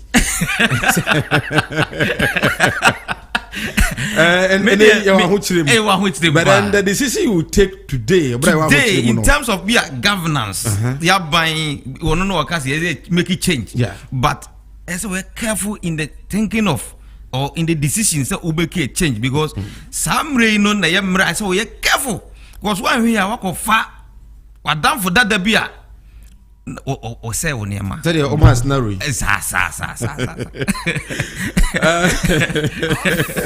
Dog. Michael Boateng, a assistant secretary elect for the NPP of Furukum constituency. Formerly, Obahadia Noba as a communication officer for the constituency. And they, because Yapejano, assistant secretary. Name Akwaba. Yeah, no name. Congrats. Thanks. Eko saying Eko boko na mending kan fast that PC pa ma tweda mpoyankopo. Good. I had a penna we nyina timesi. Happens me from my constituency for polling station executives in fact o ma chere say no mo mujidi. Go share margin na esu kakra. Okay. But then you can find you say party no do. Middle be asking so only you can say you free. No you do so. If on grounds from now boy you me. Because be that pa. Actually me watch. You call it back uti and apa make us a worry no. And ono no lusu ye. Christian me try no pay. Christian opoku. Christian lusu na also boka say. I got the Obo Kana Urini and then I said the Obo Walai. The Obo Karini and Yakra easy. As one for Boko Bantama. One for Tusika said here. Yato paper between as a Lusu City. As a moon. Wow. Now, holidays no soon say after winning elections with this holiday. No, now the true elections and all the campaign that things now it's a very hectic moment. Yeah, a resting crap. But I need to Okruma do I want to check a crowd holiday. So, but all the same, you say, Ubi Asan Kakra, Unyadi Chan holiday. Unya. Now, many of Fuga can't gallop inflation. Say about 1990, right? 79. 79. Who be that? Uncle BBC News. So, BBC News. No, UK inflation. Remember Uti? Like me too. Uti. UK inflation has risen to 7%, the highest rate it has been for 30 years. Okay. That's UK. Okay. So I say gallop inflation yes, Ghana sorry Anna that there's a cost for all these things. And I Ghana want to experience be. UK 30 good years. New York 79 or 70 something. Let's say around best 30, right? Around 30 years or so. Ebukra, very good. The other about 40 years, but about 30 years, the rise are which is having a cost. I'm just say every permanent about them. But one year, no Muslim for no dean command, they will tell you say salary money crowd. Oh yeah. They will tell you some money crowd, some didn't money crowds. The answer they give you, they say, says Kenny Ho. Mike says Kenny Ho. Now, Mickey, what do you say? Last year, Brunia, I'm for so many who cry. Not a last 2 years, a chain last year, right? This year, new Christmas, we say, because last year, the crown cross this year. Bank life, that is about that is a bit more perception because I feel we be year bound, but it be now year mame. Send Obi who said this Christmas, last Christmas, when you know. Obi de obi should di Philippa. Many businessmen be Eddie Nkomo.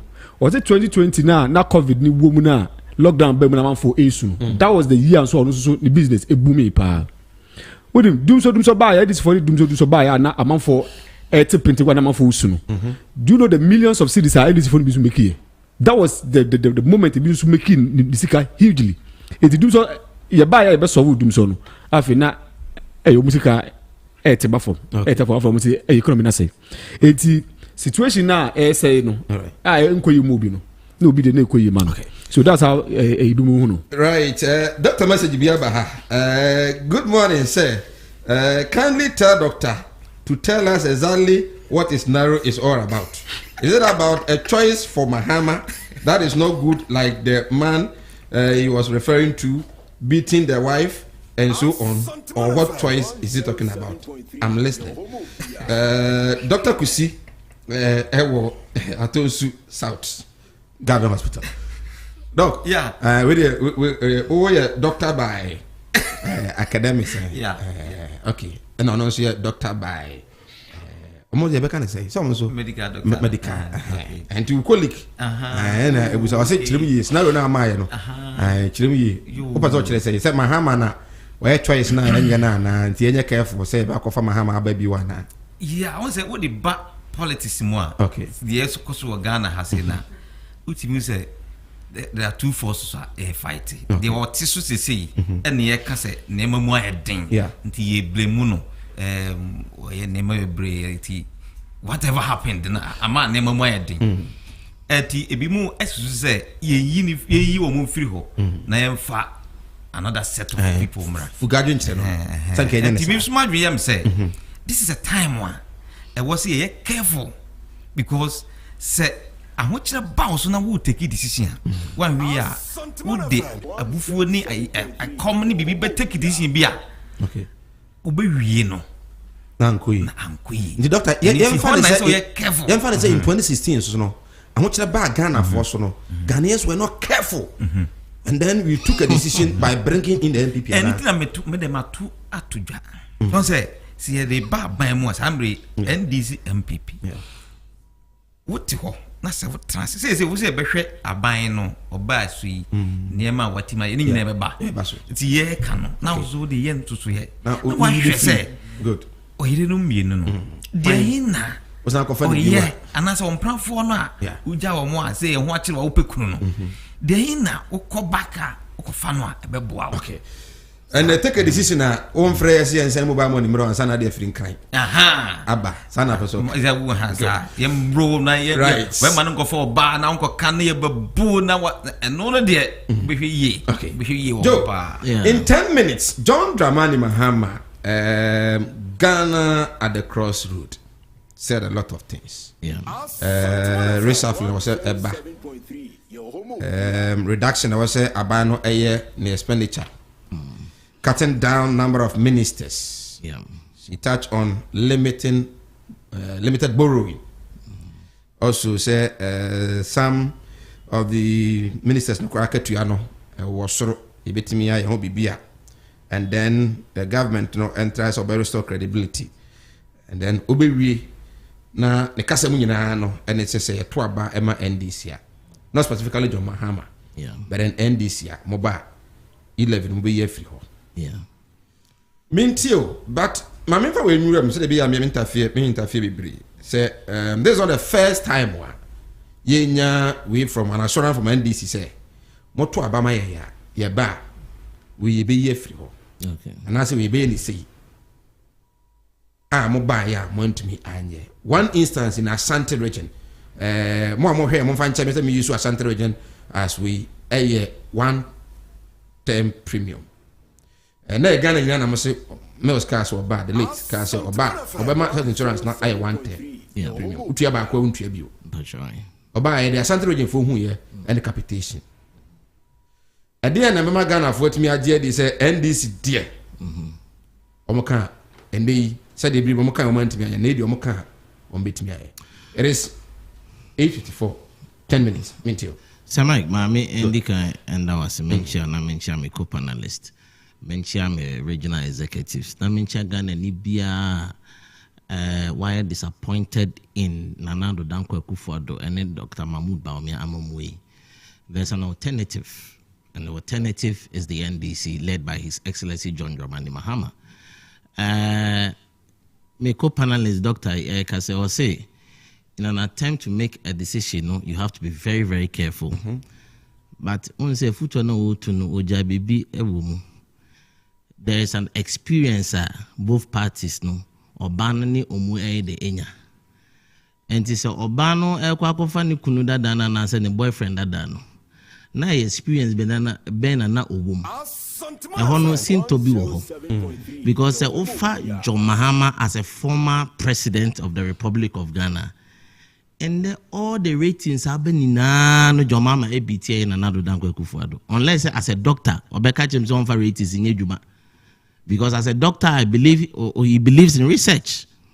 And Luntino say in the offer CPI, John Mahama's worst performance and Anado's best performance. So far a year, sir, press freedom a year by a year. John Mahama's worst performance and Anado's best performance. Ufa infrastructure, John Mahama's worst performance, a year, Nanado's best performance. Ufa a year performance of the CD, the Ghanaian city, John Mahama's worst performance and Nanado's best performance. This a way a researcher. Na say who two before say Papa Wababe ye president pay. Or by any these are the figures. For the first time, Fitch and downgrade DSR to B-. It has never happened. And you will be our researcher. Na say who two before.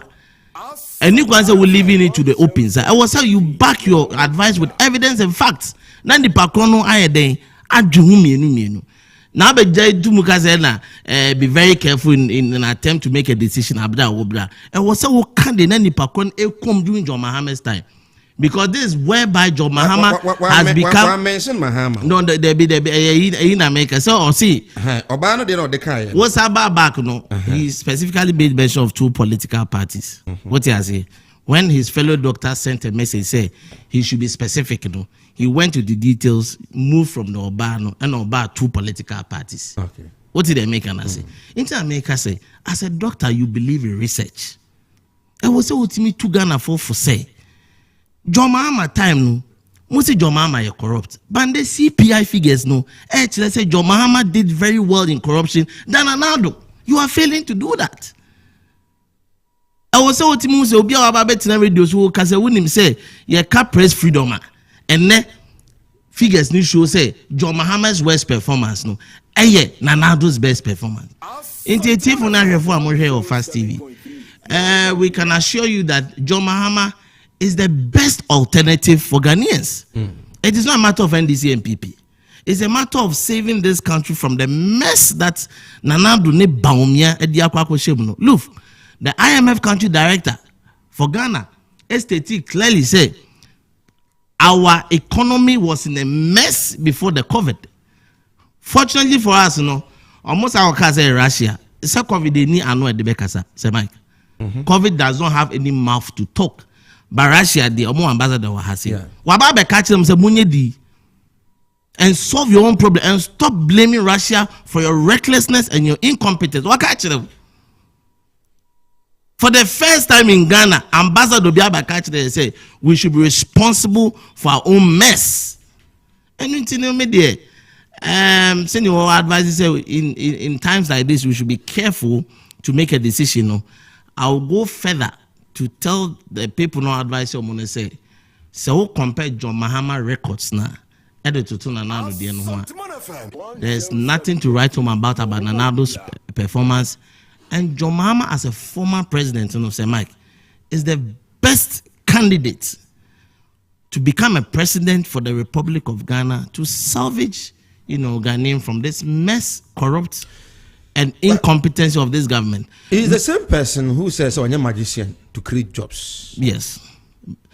How then will he come back to tell Ghanaians and say, "Sami wasona mabrunya jumanya, I'll be able to create jobs"? But say, Mike, nipa kwa na wo kasa no wakwa ko find the data no. Me as a research student and somebody who have worked in a bank, I believe in data. John Mahama kasa asemu nan, what was the unemployment rate in Ghana? Less than 5%. Where oye NAPCO, any nemo na oye no. What is the unemployment rate in Ghana? Almost 14%. What did they make an say? Ayana mo kase ena John Mahama say no we say edwemfunu wari enam na manaka dompe, but oko records ni mo a he left you 2 extra oil fields, he left you sinking fund, he left you stabilization fund, o jaw atuabo gas jaw Mary plant a solve energy crisis no. So you see, we should move away from the rhetorics and then deal with the facts on the ground. John Manaika he's not magician to create jobs. No. However, he was working around the clock to make sure say our unemployment rate reduced to less than 5%. And then another now almost some creative jobs. No, what is their unemployment rate in Ghana? Which is almost about 14%. Now, I'm penny that I cast over the weekend on Crossroads in Ghana at a crossroad. No, there's one important thing that me who ye. Now, dear Miss here say he spoke about the E-Levy. Yembe needs my main call E-Levy show because the time is very limited. He spoke about the E-Levy. Say Mike, me per se me jina His Excellency John Dramani Mahama anemu waha. Na me repeat as more kind say ba ben mu a na me adom any Ghana for adom 2025 January 7th within our first 100 days no ye be twa E-Levy nim ye be twatching it. But Okabibi say we are not against the principle of taxation as a political party. Overshare taxation yen yon men people before the chassis di amanyo sem from Kunye Preku and ya bedeviled taxation said there might be delivered a friend saying IMF. But we believe says sir E-Levy we say no, it is going to kill businesses. 1st of May to up to date, we have seen so many abnormalities in the implementation of the E-Levy. Me anomalies need here. Meaning say a fresh they will face those challenges. Yeah. However, are we going to refund those monies to us? Yeah, GRA are making that assurance. How are they going to do that? Because GRA catch there say the individual telcos no and they use some platform they charge here. There is no a synchronized platform. And at the is it GRA who is going to refund the money to us? And I say, telcos no responsibility. And I'm refund this can to us. But me, the Martin beyond me, even if I'll go to the court to retrieve 1 Ghana cedis, I will do it because I cannot continue to pay money to a government. You have state-owned enterprises which is losing about 5.2 billion Ghana cedis a year. Say Mike. So far a year E-Levy is almost 1% which is 4.5 and 4.5 for the rest of the year. Yes, 4.5 billion for the rest of the year, and as annually for the rest of the year. Because from January to April, no, you see, it is just an incompetent position of this government. You see, the turnovers, no, and multiply 1.5% of the turnovers, but turnovers does not represent real value because I'm sending 1,000 cedis. That's what motive 1.5 now. The same 1,000 cedis, no, what's the name will is about to the same 1.5. So the real value of the money has reduced by 3%. How is this taxation? I mean, this is, and you have intellectuals in this country who cannot speak to this thing. This broad daylight robbery. I do say, with all due respect, and we are going to repeal this cheap, laziest approach ever. Can fans call political parties? Capitation one-time premium health insurance. Yes, when we came and implementing, you remember the CSOs came out. And nobody petition come out president say so much the funding gap a war NHS more. We implementing one-time premium now. About be hard. What you say? And am I no anyone can na ubu to say another you know. You are running the country with other stakeholders like the CSOs, like the media men and all that into omoka subjected to analysis. Because that time Oman Peniko for implementing NHS around 2000 was it 5 204 yes. Wow, and afina na the funding gap no how to fund the NHS no afina na ye the criteria Because at that time it was only that tax component near the F&A NHIS. Into being one-time premium, it means say baby there will be a deficit in terms of funding. Okay, so as a wise president, society organizations. No? So yes, so as a wise president, you listen to them, you subject their criticism to analysis, and then you take a decision. Okay. So end with this question for me. Now, as a government, as a wise government, if NDC is giving the nod, this E-Levy, there are 4 components.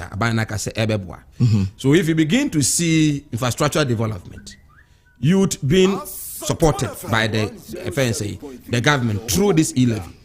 Na amebunu nya adwuma ye omo anya sika dia so mu nyuma mu akwan ye any ade ha mobile still na be free one now because you have CSOs who will then petition you and say it is happening.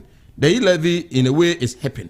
You know, what will be the position of the NDC? You see, there's sir, question will be the example I'm making. They are very two vast different. It is not. It is because one, we know a toa would you Ghana for say what the basis you are dying, what the year acquiring, what the year say. But we have been there before. What I say? We have built E-blocks without E-Levy. We started progressively free SHS without E-Levy. In fact, during our time, ECG was making profits, Greco was making profits, Valco was making profit, VRA was making profit, and Nebanesena, all these state-owned enterprises are making losses. So there's obviously an alternative. Okay. So if you have if you have state-owned enterprises making a loss of 5.2 billion Ghana cedis annually, we are buying us a say we are backing ma. You have to focus on the profitability of those state-owned enterprises rather than taxing some people's capital. Okay, may I say, for the records, in 2016, the unemployment rate in Ghana was 5.45. In 2021, unemployment rate in Ghana was 13.4. Exactly. Mike. Name. Mintiwe. Manyantu baseti. Me never ma fine. Honestly, you fine. Na everyone. You say John Dramani Mahama, former president. Okasa as if say Omega president. He talk as if say the first time a person be only track record be enough for a person be president. But for say the why be done. Any one so. To obey Juma obey no from fans obey take over. Or not gonna say he was the luckiest vice president. The man man penye da onye baby ko Fifi Mills etiaseno. He was doing all the jobs. The advisor from 2018 there, ABC 2012 no na president. Anything na nyameto nsafre yura John Fifi Mills no. John Dramani Mahama didn't simply to say God in his own wisdom has shifted the mantle to the youth. Ne kasa e modu. Jesus Ghana for yantwa adwena nkoso. Na bi mo e speculations bi no. Be me gidi. Obi say abidon fuga asembi. Say we onye magician. We create jobs. Till now the oba na also be my youth employment no. Afi we magician na. That was the question. Never no twenchen. Or come Ghana 40 as I say wa nam no amanaka dompe. If that for qualify and number tare dompe no afi o tare ba ma yawe ana. Eno so nanchen. Say na uma figures na me no figure ka say no he believes in data because we had more bank pen. I think so because I need be bro. The remember no figures in kakra for unemployment rates. Mama, and I remember 2016. Very good. Unemployment rate was 5.4. 2013. Yeah, 5.45. Yes. For 5 account. Yes. 5.45 in 2016. Which was a decrease. So, in 2016, 2017, and about 4.22. So, 2018 and about 4.16. It almost free by mono. Let me finish on almost free by mono. Now unemployment rate is saying 5.45. 2015 now is 6.81. That's what take a crack. Okay. Tie buy no. What do you see now? What do we see now? Comparing 2019. Mike, this one is 13.4 in 2021. 2021, yeah. We are in the middle of this year, so we are not using this year. It's 13.4 this year. Yeah. Mahama left it 5.45. And Uti more than 100% in. Uti. Your mind. We should be fair to ourselves. You see, Tio, Bisa Udim, for private school say, a lockdown by a big school as at now, or meant to be okay. Most businesses.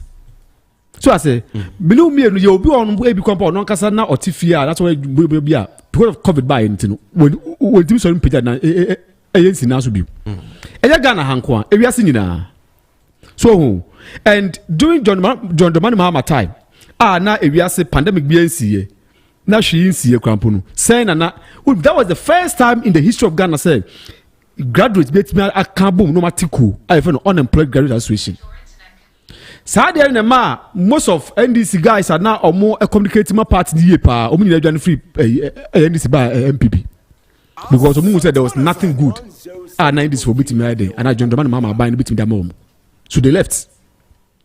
So make up you say John Dramani Mahama has nothing new. I say only Adibia for be beating their Ghana for.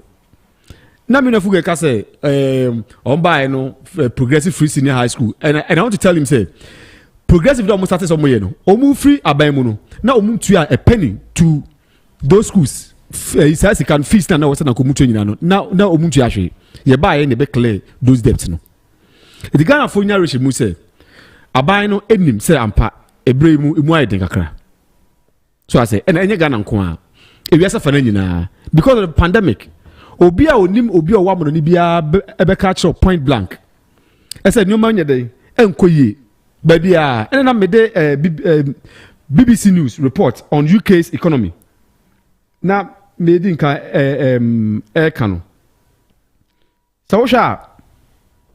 Sawsha even UK fuel prices increase food and other things now increase. I've been see that for the past 30 years. So, yes, a financial. The friend is saying Russia-Ukraine war. Also, sounds war. We was international politics. And then me say, Minofugama politics are blinding. And I know, say, we're a politician. And I know, say, we're reading something about international politics and international relations. Robert say, are they be affected country A in a global world now? No, a billion so country B. And they share the contribution of Ukraine, Russia, you know, contribute to the world. That's what means. Some mean no kwa. O say you so so. We are suffering now. Say you only know man COVID. E buy see China no. Nanka and spread and spill over. Mama do ye Africa has it. You get the point. It's gentle say. There are factors are AC and international more united. Aba. And Ghana, abra COVID come by no. Abai do my follow mutifi. You chew moka. Make me a teacher ni. COVID by now tifi. Busum bidru ya don't use kamada. Abai. For almost bare 1 year no. Skadi na buy. Jimmy say start time no. Na buy and for na buy kunya those resources be free. Obatampa loan or care. I'm for man now phone so near most at least free travel. You distributed your name my one movie. I don't mean be carbon any. I buy our drain the man for no. To the extent say you say electricity tariff near so in so commune free. The most interesting thing is say omu in so on commercial you know say omo ton so no. I'm for be bu so nyina wi a boso me so a na wakọ Ghana water hono. Okay, so somebody will tell you, say, these are the losses that we experienced or we had as a country. But at the end of the day, at the end of the day, these losses, no. See you, Yeah. Because me fan say ye the boy ye besia. Ene ye tua. Because there are taxes COVID taxes. Etua ne kakra to pay all this. Nti say can na year. Now they say cause me you because the money that we lost some years ago no. You are paying it now. Nti on say it was emra ye man penny oba COVID time oba TV so no be kasa. Na ye friend no fellow Ghanaians. O say enipa wu a ebe din ye ntimi pege di pa. Exactly. No mom say economy no esenke there. We will know how to revive the economy. Okay. So and that is exactly what we are doing. And it's about up to all measures. So many measures in place. Said now no abai appointees omusika sem nyina no yate so. Four coupons are the more nyina no yate so. Said no ma bre ho do ma banje gu akwam. Na ban say it takes a very sensitive government. Okay. So sabi omunim de. No much be say no. Now the corporate share system ni mu a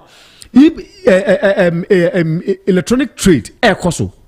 So I say be bre didwa this internet and other things they don't pay anything to the government. So why don't we have device ways and say you better revive economy no and this is for say omunya sa nimdie no muni sa suamu no and omo pay tax and they support omo no bu na omo tax condom no.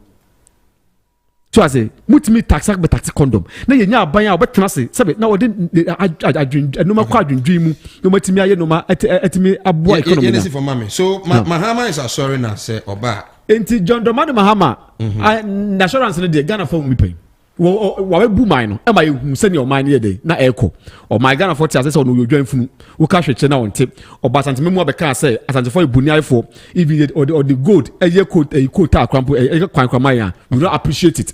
And for that matter we all know say John Dramani Mahama doesn't have anything new. Why no bu ban no the old people now omantimi amwa no yewura Dr. was it Donko and energy minister obeka so be solve dum so so na dum so go no kan resign here.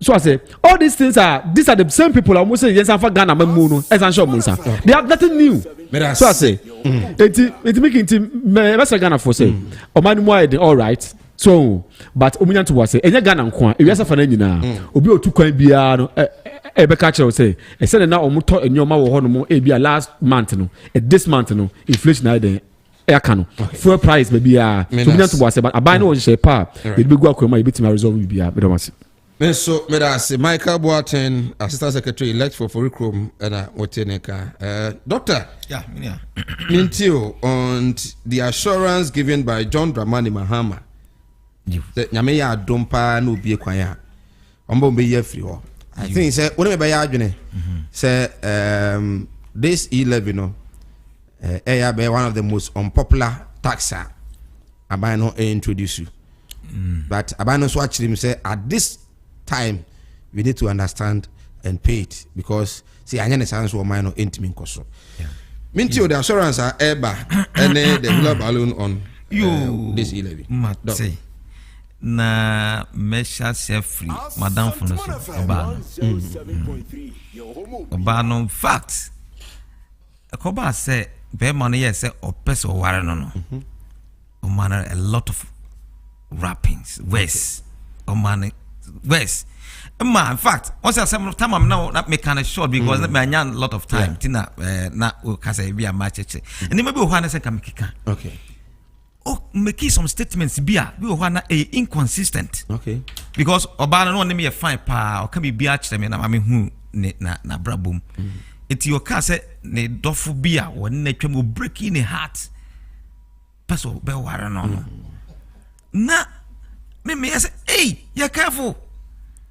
And the dear na man we are convinced say obetimi or be ware but when me anka and what maybe start questions about why a man will break in a heart. And now opposite say, okay, fine. Now or a virgin. When they will start until the time of Warren no crano. Opposite chama say or a virgin. And no ne we no one I was she be say omuna and sakra no Warren. But we as like no to be like sex near that day. to who ya say adamfo no bema na akofa ono adamfo one na twimpra direct I just say and no the man onya heartbreak one na twimpra to the point say man adamfo no kra no ene ntam say the mua so many years after na bema years over because oya adwuma was who na oya adwuma no person there was okay was say no person ko master to university na bema no kra say obeboa no na say na was oya adwuma was na say wonya adwuma was say na adwuma na say na say how is he going to in some way oye we had past history how is he convincing you say there were year na no on opportunity no on opportunity bia on you biem so we obi a I say what to chill what like who be wo be man as be man eko ene oba foforo say we nukuru ha chukura this kind of man we are you sure say Obeti must take it to you. Oh, but this time, some years after there, I feel say why change a little. That lessons. Yes. And they who years, I mean, man, some tough time, kakra with questions now. I feel no one even discussing the beam until somebody say, "Well, worry." I just say, I feel one time because I now could be soon. Oh, I say, "Oh, I feel there. I feel done me new." Finally, one cry. Finally, a bono. Ama wa back masi.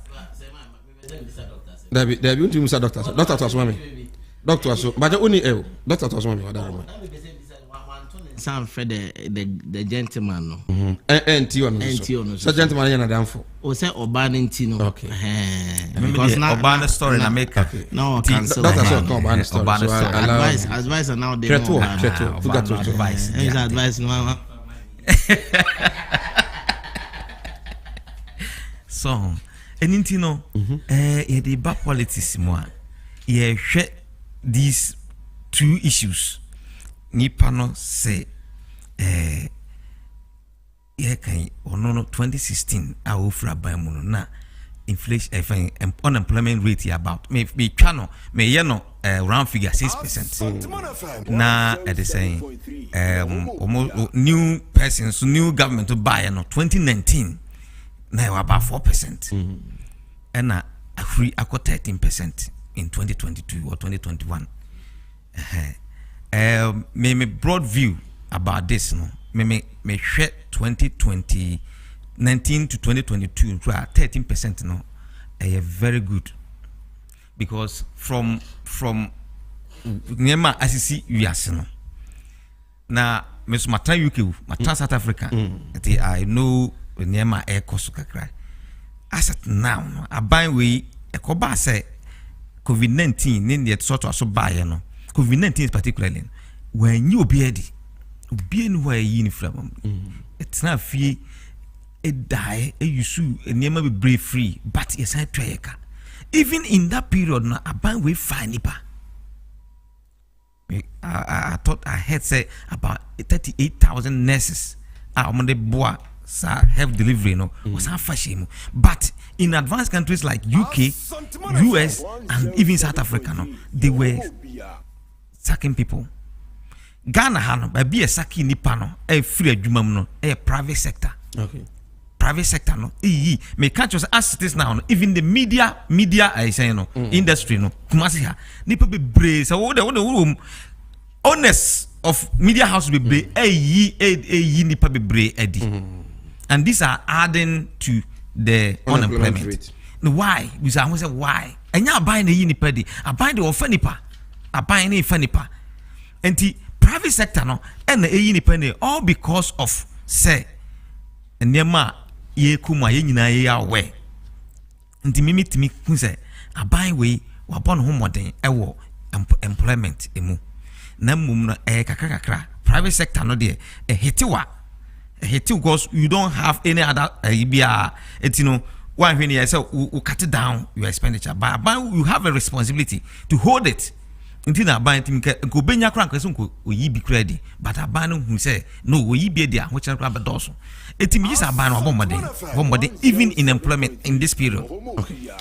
Now Mahama me can be say Mahama say mo kan nyina me compare oba no dofo no a oja no a na me hwɛ inconsistency ɛwɔ ne dɔfo no nsɛm a wɔkeka no ɛkyerɛ no a me point to it we hweye inconsistency kese baako o mahama asem no yese number 1 asem obeka ye nyina kyerese Ghana ye wo crossroad ni nyina yese sikasem sikasem akofam eboa nti die na ese ye e wo se ye ma enya sika die na aban ni nya sika meboa aban ni nya sika aban so benya sika kwan be so na aban fafa so nya sika ada sa wakɔ bobusia eno so nya usika wo ko bobusia de liability nya usika but one can say so generate sika na most of the time no si kwan afa so a wo di generate sika e taxation enti aban wo so yihu say no the system ya wuram no e wo say restructure your tax system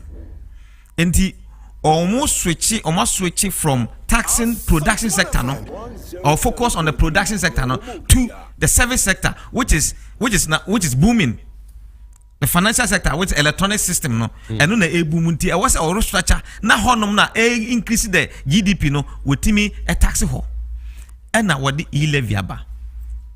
The inconsistency this is a developing country. Now what ba se also ubedi aban we say media I will take that source of revenue no away. My question is say also be boy ama yanya employment yanya wan where are you going to get the money? Inconsistent with your own niyama okeke no. But then he went ahead to give suggestions. Suggestions ni be say financial sources no for suggestions be no dey buy. Sources of funds no. Say country revenue, how is he going to raise revenue? Wanka wanka. But the kind say obetwa E-Levy, which is going to reduce revenue. Now, we reduce revenue. How are you going to provide for 30 point? Even the time of banana, will be 32 million. By the time of banana, because the population rate of increase, because meaning say by 2013 and all, now population 30.8 million. Now about 24 million. How do know about 5% unemployment rate? Some year 30.8 million. Use a 0.8. It could be 31 million. About now. And that is some about years. How could you see how are you going to get the money? And this how we could try E-Levy more. No, no. We are inconsistent. But Fuga Eka say we are making a lot of losses. The public sector. Public sector corruption has also taken over. Or SOEs, some state-owned enterprises. No crana no information me buy a it was information just say there has been an improvement. Okay.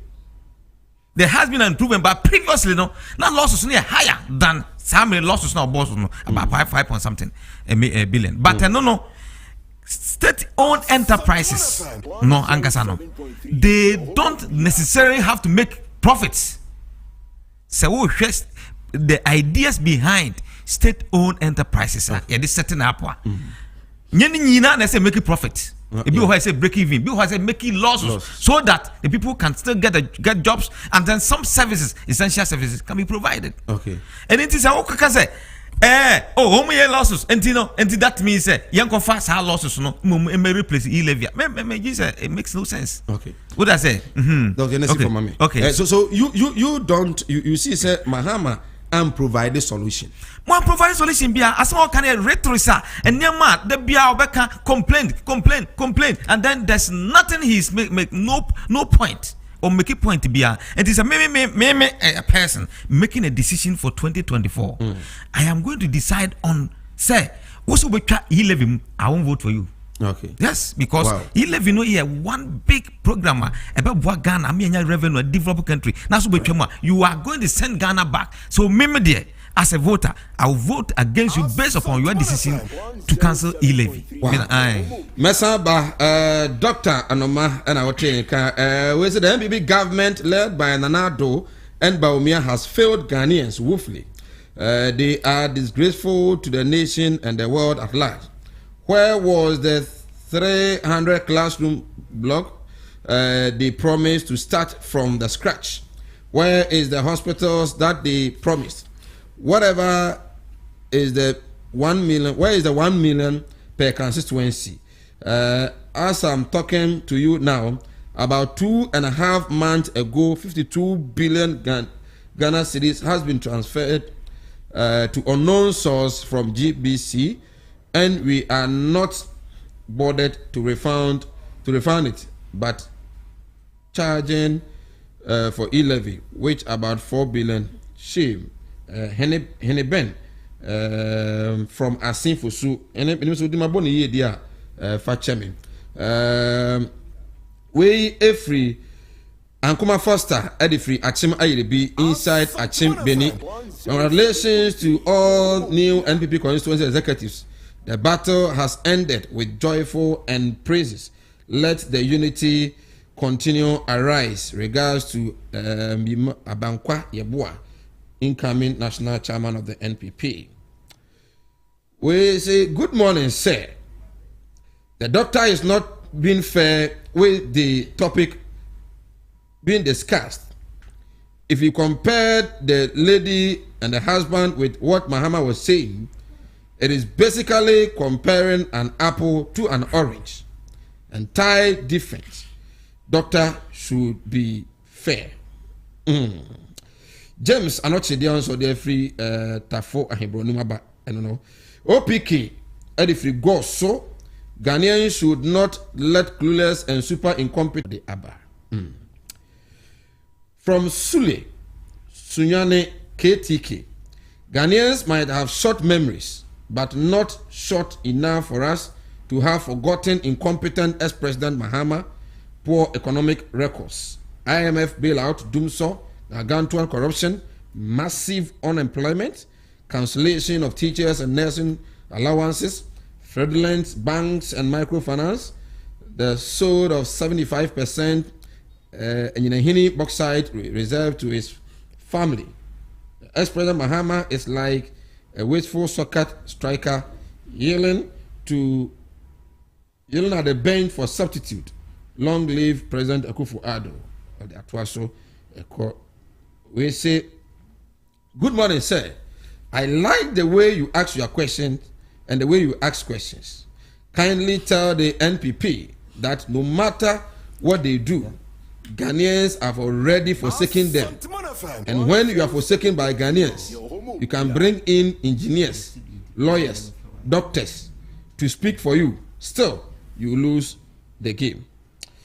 Naomi Chere Enso Edifree Atonsu S-Line and Naomi Ede Abba. Good show this morning. Listening to lawyer Befi reminds me of the old NPP. Where are they? Sir Mike, did I hear lawyer saying he has been neglected by the party? Oh, why is my party doing so to go to opposition?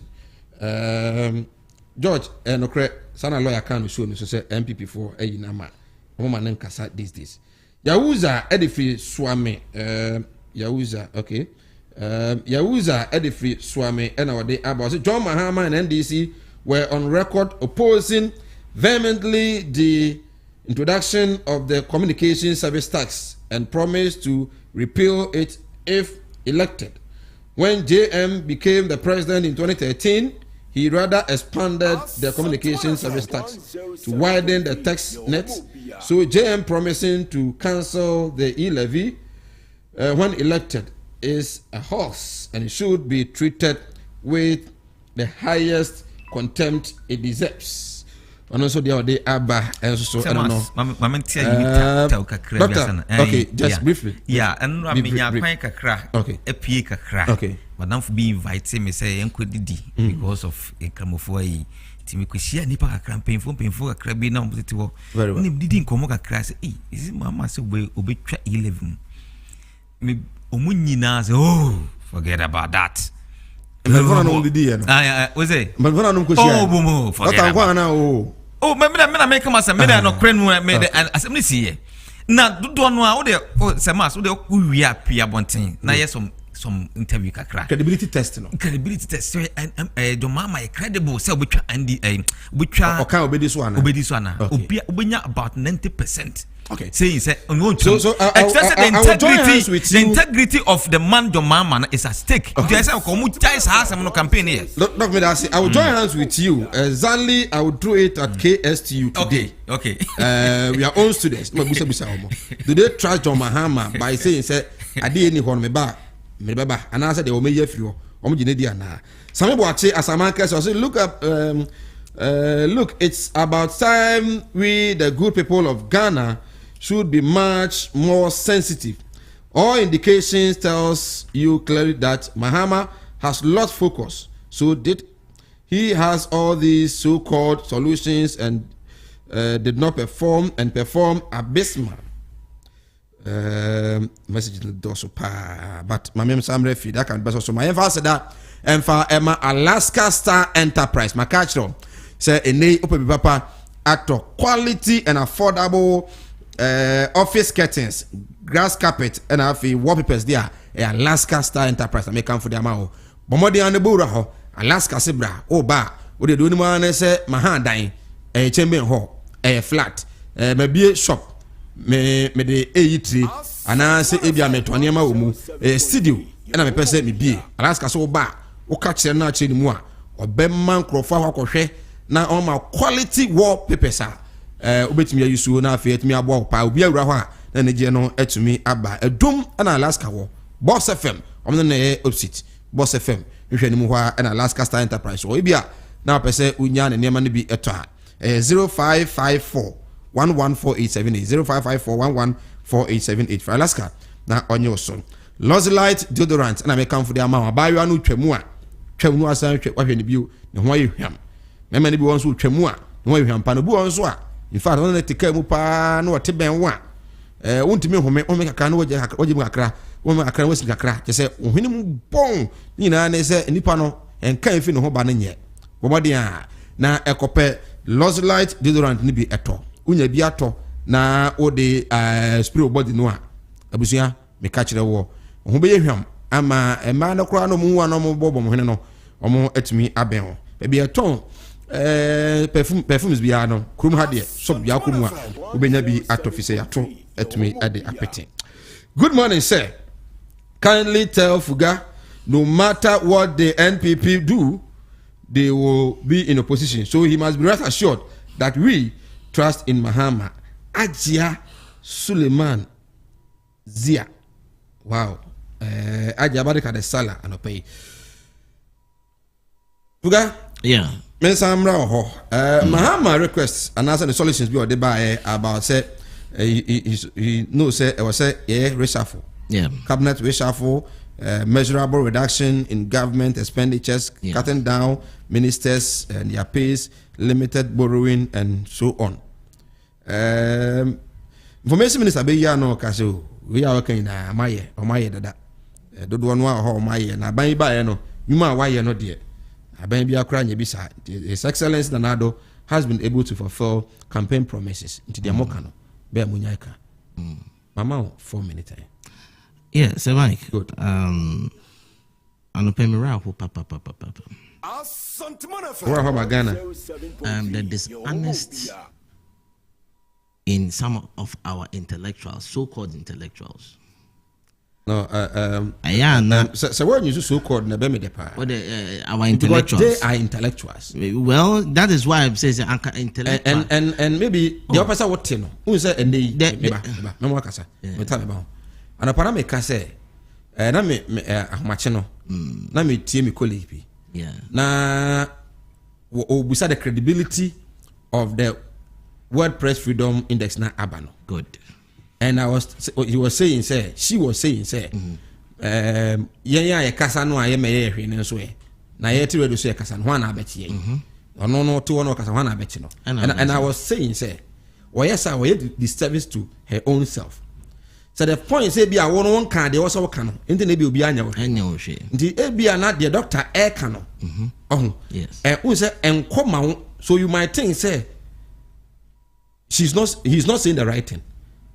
I get my point. Meba. The American, a common active born and said, what the journalist is doing the exact job. Meba. And you know, what's an argument? Let's hear from your side. When say good. When say Ubi to me, I disagree with will be a proposition by also punching holes in the Pakwan proposition or any or in. I mean, maybe by now what they fly and send them. I thought that at least I will have somebody or very criticky Jomama alternatives or the Mayeno. I mean, somebody with a title doctor. Nanka, at least I'll make a little bit of sense. David, no. Forgot.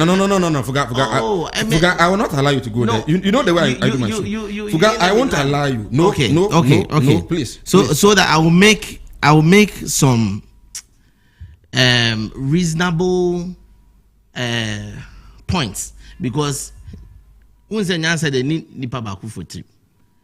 And he said, Obi. Atnasi, as suggesting now, you as an intellectual person, me, I come to sit here as an NDC communicator. My brother comes to sit here as an MPP communicator.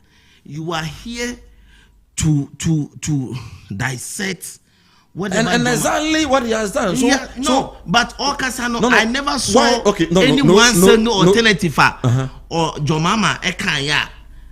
Waiting, I dissect it. As subjected into ABI scrutiny, apart from say you be could zeta. No. Say, and almost say, I mean, how is that an intellectual exercise? No. You are not being fair. No. And my guest, he's not being fair to his students. He's not being fair to his listener, because if you have a lecturer, sideways saying very, very important. No. These are some of the people in our society. I'm sorry. No, I won't allow you. I won't allow you to do that. That's not. But you are off air. What you're telling is 0551384493. 0551384493. 0551384493. For you channel bra. So go straight to Mahama, talking about a reshuffle, reduction in government expenditure, cutting down ministers and those way. Maybe say mistake for a fact, say there was no condom tax introduced in Ghana here. Okay. Nobody in Ghana ever paid tax on condom. Okay. On moi kasasi we sama na ho sama sisi anababa ya dibia atom for bitim say sa ne organ nyetwa tax bi on condoms bi bie ni we cause sa. Okay. See I know when they call parliament no. Na include certain taxes na certain outboard motors. There were so many items almost 30 years. Now condom tax then can be. So condom tax no every those items in and more a train. So nobody at a particular point in time ever paid tax on condom. Intending them be clear here.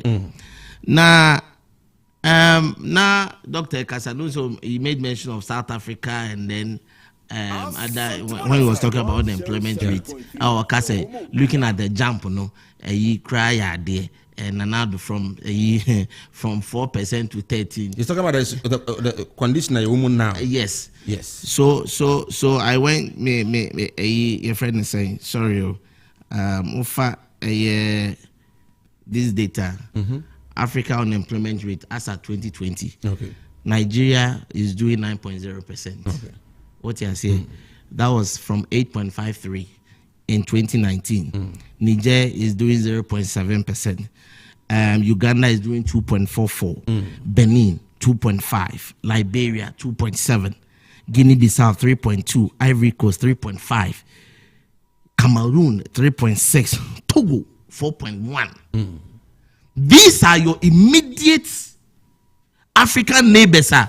So what the open say we analysis be what do you want to do? Adena Togo 4.1.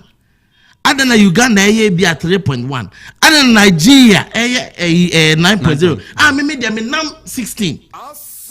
Sadi when they also will be 13.4. Oh, it in America say it is so dishonest to our listeners. Say Ultimate say, oh, Nanado Ayad, because of say, ne eda 4 and 13 to Ayad. Meanwhile, no compare the performance no to your neighboring African countries. And you expect me to laugh over it and trivialize this? So, in 4 minutes now, analysis being. Why is Mahama calling for reshuffle? Reshuffle is a new constitution. Any constitution say I was a buying reshuffle. Man, penny no pa and 1 year. So my penny one is a minister's never home there. Why do you say so on your reshuffling? For what? On the reshuffling, I mean, for my example, yes, time in the banking sector. The reason why sometimes you change managers and operations managers is one to make sure say nobody is being corrupt in the system. Okay. Now, bank there is a routine thing. Now we are what happens. They say be operations manager be. Eko replace it or before whatever thing and now operations manager ne no. Be expose. In bank crano, so one could leave, we force you to go on leave, so that somebody will come to come and check. Okay. If there's that's in banks, but in politics it's not like that. They are all corporate bodies. If NDC, no, but they are all corporate. No, we are talking about corporate. We are talking about corporate governance here, please, and the principle apply, Mr. Wa. But in politics, corporate governance. Corporate governance, but yes, but Mr. Wa. Into a corporate governance. Into a DBA a corporate body biano. Our person making sure say you seal the leakages to say the CSOC leakages na cost near or make profit no. At least so we reshuffle more. That's what before for bet me who say when and na cost. So although any constitutional no, it is one of the key areas I'm making sure that you block certain leakages. Now, anyone want to say our finance minister, and also all the economic indicators now, CD has depreciated worse ever about 37 for over 37 years. And you share economic figures now, and it's say CPI, corruption, economic performance now. That is why we are saying that do the reshuffling so that at least there will be fresh minds and all that. Do they have the men? Yeah. Well, it's also shuffle there. You kind of say a from so. For the opposition leader to call for reshuffle. Now, I person share the idea, the wisdom behind it. Okay. Being enough get cancer or doing say corruption be a cause of being there was a reshuffle. And did we have to wait until the government reshuffles? San Obiaba and San of expose. When you are all opposition land, unim say I'm passing unim pass corruption be cause I didn't know farmer. Na yankan wasem. Because I think that it doesn't lie in his mouth to tell government to reshuffle. I don't know. And this is for attract somebody take to the existing government in so many ways, from parliament now to the executive. But the checks and balances. One panel that 4 pencil. You name the way I know you're reshuffle. Let us say checks and balances. No, you kind of say it lies between say parliament and say the executives and then other functions of organs of government. Fine, but it's not when it is an opposition party leader one of the organs of government. I know that issue or that concept of checks and balances doesn't apply there. And it is or no say as a former president you cannot say existing government should go and do reshuffle. For what reason? So what reason be say why corrupt and I say this minister is corrupt for figures in the bra, for evidence in the bra. Let us talk about it. Let us go to court. Let us analyze it. But ultimately can't say, just go and do a reshuffle and that will expose. What about if that does not expose it? Because after all, they are the same people in government. And we know air or no the bar say what makovani up because they are the same people in the government. So expectation is what ne bana waba behwe nanka with sanwa you see the skeleton in the box. It doesn't apply in the government.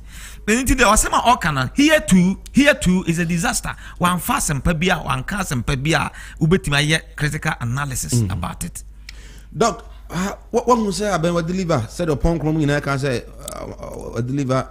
on his promises. Me won't say all this heart I ain't buy. Yeah. To me some kind of research because unfortunately at the time but especially some campaign promises are or boss say for free SHS 1D 1F and employment and some I'm say share rules na share electricity energy sector no electricity ne share how our manage no dia.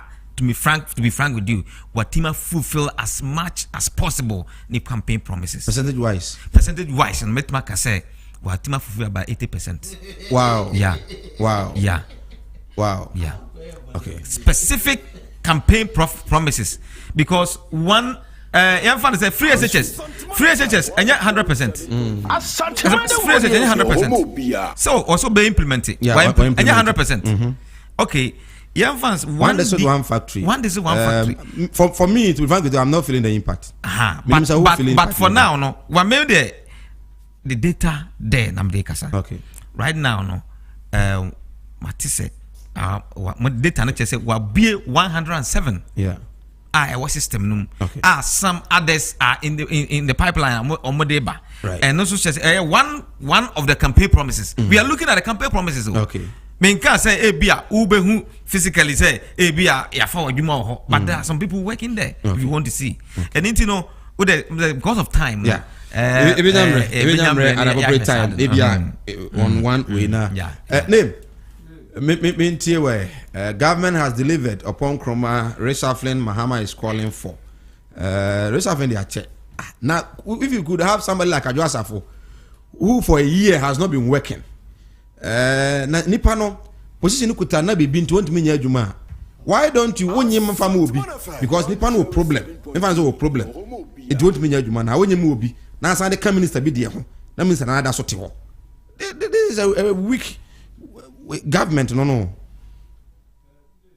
senior you say that is your analysis on just a part in this sana meka because adwuma no me ya fa me Asanteman FM yeah ya fa me ne be 2 weeks a minti nya adwuma no another bibi ntimi ma adwuma so na ya dey man news say editor so onye bosom so onye say ntua meka so you all know say Adjosafo ma bonti meka say John ntimi nye but she's not doing it is she doing it and we know say or issues kakra obi a issue lo there be issues kakra so odi ho amuntimi mfo obi there be issues kakra and for that matter until say obe resolve the issue and I say obetwe the issues say obi anya issue no what to kwan even parliament ko ntimi nko so I say na yes ntimi nko that nti eyiwodi there be while the person is competent and you say you be made until am ampanyi de you made here a man MPP delivering on our promises yes we've delivered unlike the NDC so you promise Ghana for say IMF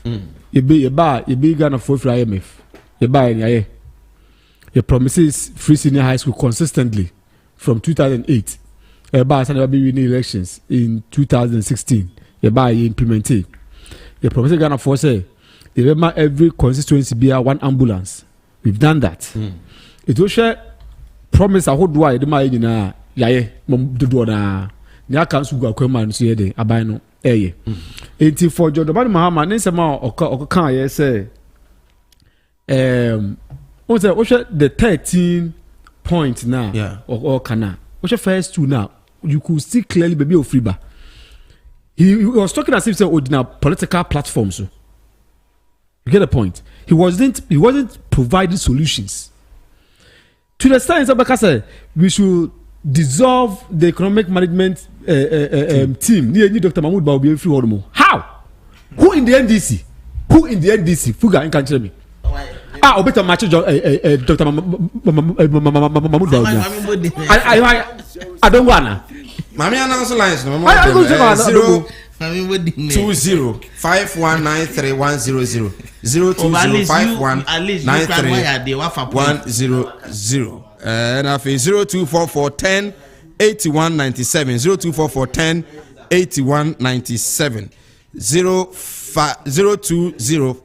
51931000 obemwa ebefa yes to aso name a president already president na that time ne economic crisis or Ghana has say na Dr. Mahmoud Bawumia ka say Ghana John Mama e de Ghana ko IMF almost no boa we it's like almost too deep cry ne my pick course masaba why hello good morning. Hello. Good morning, sir. Morning, sir. Dawuro Penny. Adom. Dia kufa dra Ghana funti. Ya sen ketwa pa. Na mame fo wa fidie so ntia NDC regional chairman na kwasi. Babi obi amichano na bo Joseph ni bacha fo na pempu uja. Na o he ni ma ekosu kuma. Beda Mahamas obi John Dramani. E-Levy na kufado dia ba ene Ghana fo nyina ye tie so na da bia me ka kire Ghana fo se na kufado sa na obeka kire because ono akwa beka kire se petrol kwa onya de so obeti petrol so ono na sanle no ka kire Monday no enti sa papa ye E-Levy obi esu se E-Levy empe na kire so de beba then this year advancing next time omo bay 2025 omeyi E-Levy na fu ama mi se Ghana media ni bache no abaye so papa abuwa mankofo yuma agina because the reku do buy bank ogu no o kroma nyi nkofo yuma ogu no enya sem keto anti mama wo sha send this buy ba nyema betuto ye magana for ye what okay yeah na say 0244108197. Hello good morning. Hello good morning. Hello. Good morning, sir. Good morning. Good day, I'm free. I have family here, because I've seen for you. I seen for you. Here, be yentio. But that's any akwenya I wanna body amame. Na metia open house ni NDP before the war. At then Ghana yenye fair to ourselves.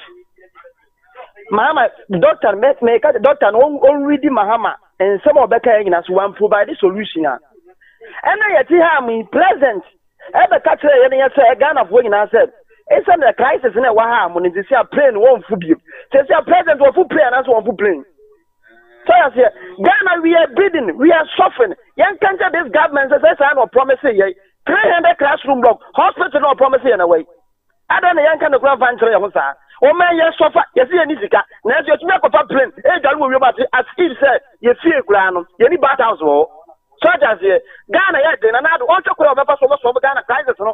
Me dem ama kan no o ka me ji so be so betwem because from the one NDC for ka eta ahwasama ade wo ko de sidai e de ka se tumi aja tu wa hu mediocracy no o se bi ni mo ne amanya dwuma na Ghana ye nyina wa ha ye hwe abane ya na se yemre na yemre omawuram nti Mike B ebeto aso etumi ade ama na me adum ochina ye nhia okay I mean fat last call away wa ha na fe ye fancy. Hello good morning. Hello good morning. Hello. Good morning. Good evening, free. Me free was take upon. Okay, minti on a pay. Chaneti mami. Where the Momusa mo kana mejo kaka. Me say E-Levy ne momu de e be high pa because yeah send this camera ma me ne ade ne de. If say nko esa enso adwuma kaka kaka ye. Yenye sika bia na yakase ye send ka sip kaka be send no e ha adwen. Ba ye hu say mama so de ginidi oba obetune ye furu ama yenti. Kaka me so mo kana no. Okay. Me da say na yes me fa be 3 course. Hello, good morning. Question I want to say on. Nyame go so hira pa. Me ya se wa ke sulu sinimwe me no kesi. Okay. Now we die mambo tu. Force ya but is all I need to cook you the man. But ni na ye juma fa wo yema Asanteman no magana. Anti adwa den atumo. Yes. Na mimi ya uni ya kiche tiro ti ni wenshia so be me no kesi. Na koma no mche chama na kushina. Sema asama kama kazuma me baka ye Ghana for the idea a billion for mine why actually. Sema what would you get mine me you know.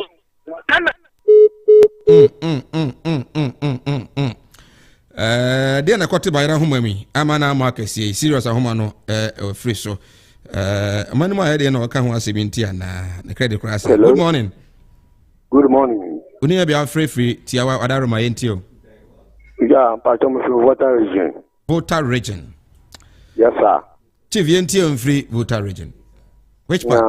Paso akufa do bahai pa nti The bomb is your mama about a year in Afro. Jimmy that. And so I say from Volta region. Hello, good morning. Hello, good morning. Hello. But some mama can and then can no quite no. Because I hear we are pants, Ubia, the other was men and bit me, the amount to our women. Yeah, well, cancel almost to bring. Okay. To be honest, you're not afraid for us. Now, you're not serious, and so I say, serious. You are very fine. You are very fine. Right. Yeah, doctor. Mankasa. Oh, name. Mankasa kura. Time now. What about just 2 minutes? Kafra, 2 minutes. The doors. Okay, 1.5. When you John Dramani Mahama say, Abano should, stop borrowing drastically. No, it's unlimited borrowing drastically.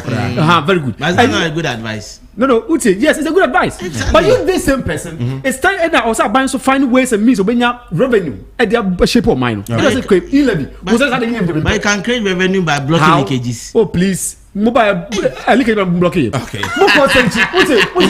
Moko Senchi. But name, Mr. Just 10 seconds. Moko Senchi. Emma, Mofa, I can come in our call. That's a Moko Fadri. I don't. Okay. So what new? They might be a subject, a war of Mutimo between the Bumaya and into or Babacha. Nana Yosechi, Nana Menasi, Mazi Mekai Hamza Basbody and Quanti, Menasi Pa, Nana Yosechi. I say good morning, sir. I enjoy your show from Offenso Municipal Assembly. In fact, keep on with the good work, Medasi. Now, Yanasi Pa, my in-share. Yeah, Mike, Nekrakra, just 30 seconds. Yes, Nekrakra, in fact, and Mumpade, Udumani. What am I the man second one? Because John the man and Sama or kind in Nano, or Nankasa, and in Simba Wakano was contradicting. Okay, so I say, it I don't think but all the same, lawyer. Yentia no pay we a bedding como. Yako. Meda of Michael Boateng of Oricum constituency, Assistant Secretary elect now Tenenka. Fuga? Yeah, in a brief, and I think, sir, I'll take the opportunity to congratulate my brother. Yeah. Say, why you're born person be at least no only of 5 points nibina wabumu to crew. But I didn't get that from the doctor. We have propaganda to your doctor. Nah, the can I say the E-Levy. No? Yeah. I'm not even pay bear 75 cities bima. We are emphatic. And when say Ghana Nibia, you say Ghana for no, they have lost hope in politicians. Okay. But you say we're a test case. Yes. Okay. Very good. This is a test case. Yes. For politicians. Okay. You basically redeem this image now. Okay. Obi obeka $1 million per constituency.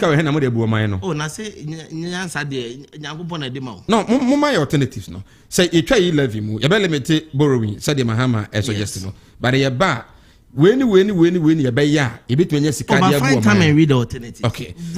May I say Joshua Kwame Fuga aspiring for Ashanti Regional Assistant Secretary for the NDC. Otinika. Doctor. Emilia, I wish Emilia well in his ambition to be the aspiring deputy secretary, regional secretary. What is Kwame? Is it Wajajumano? Wajajumano. Is it what's we are suffering? We are suffering.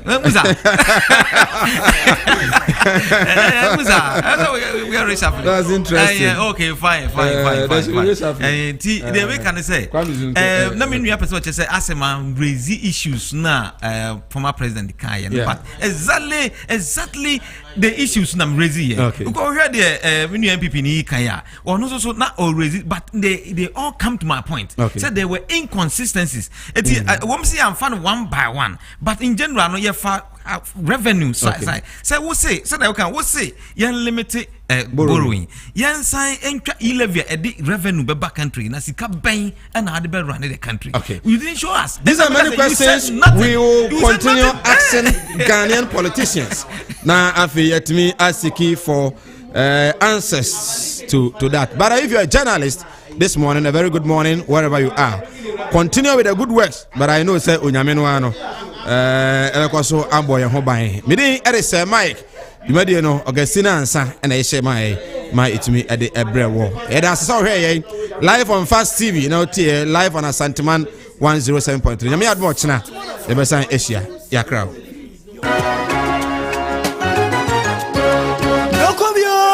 Don't come here.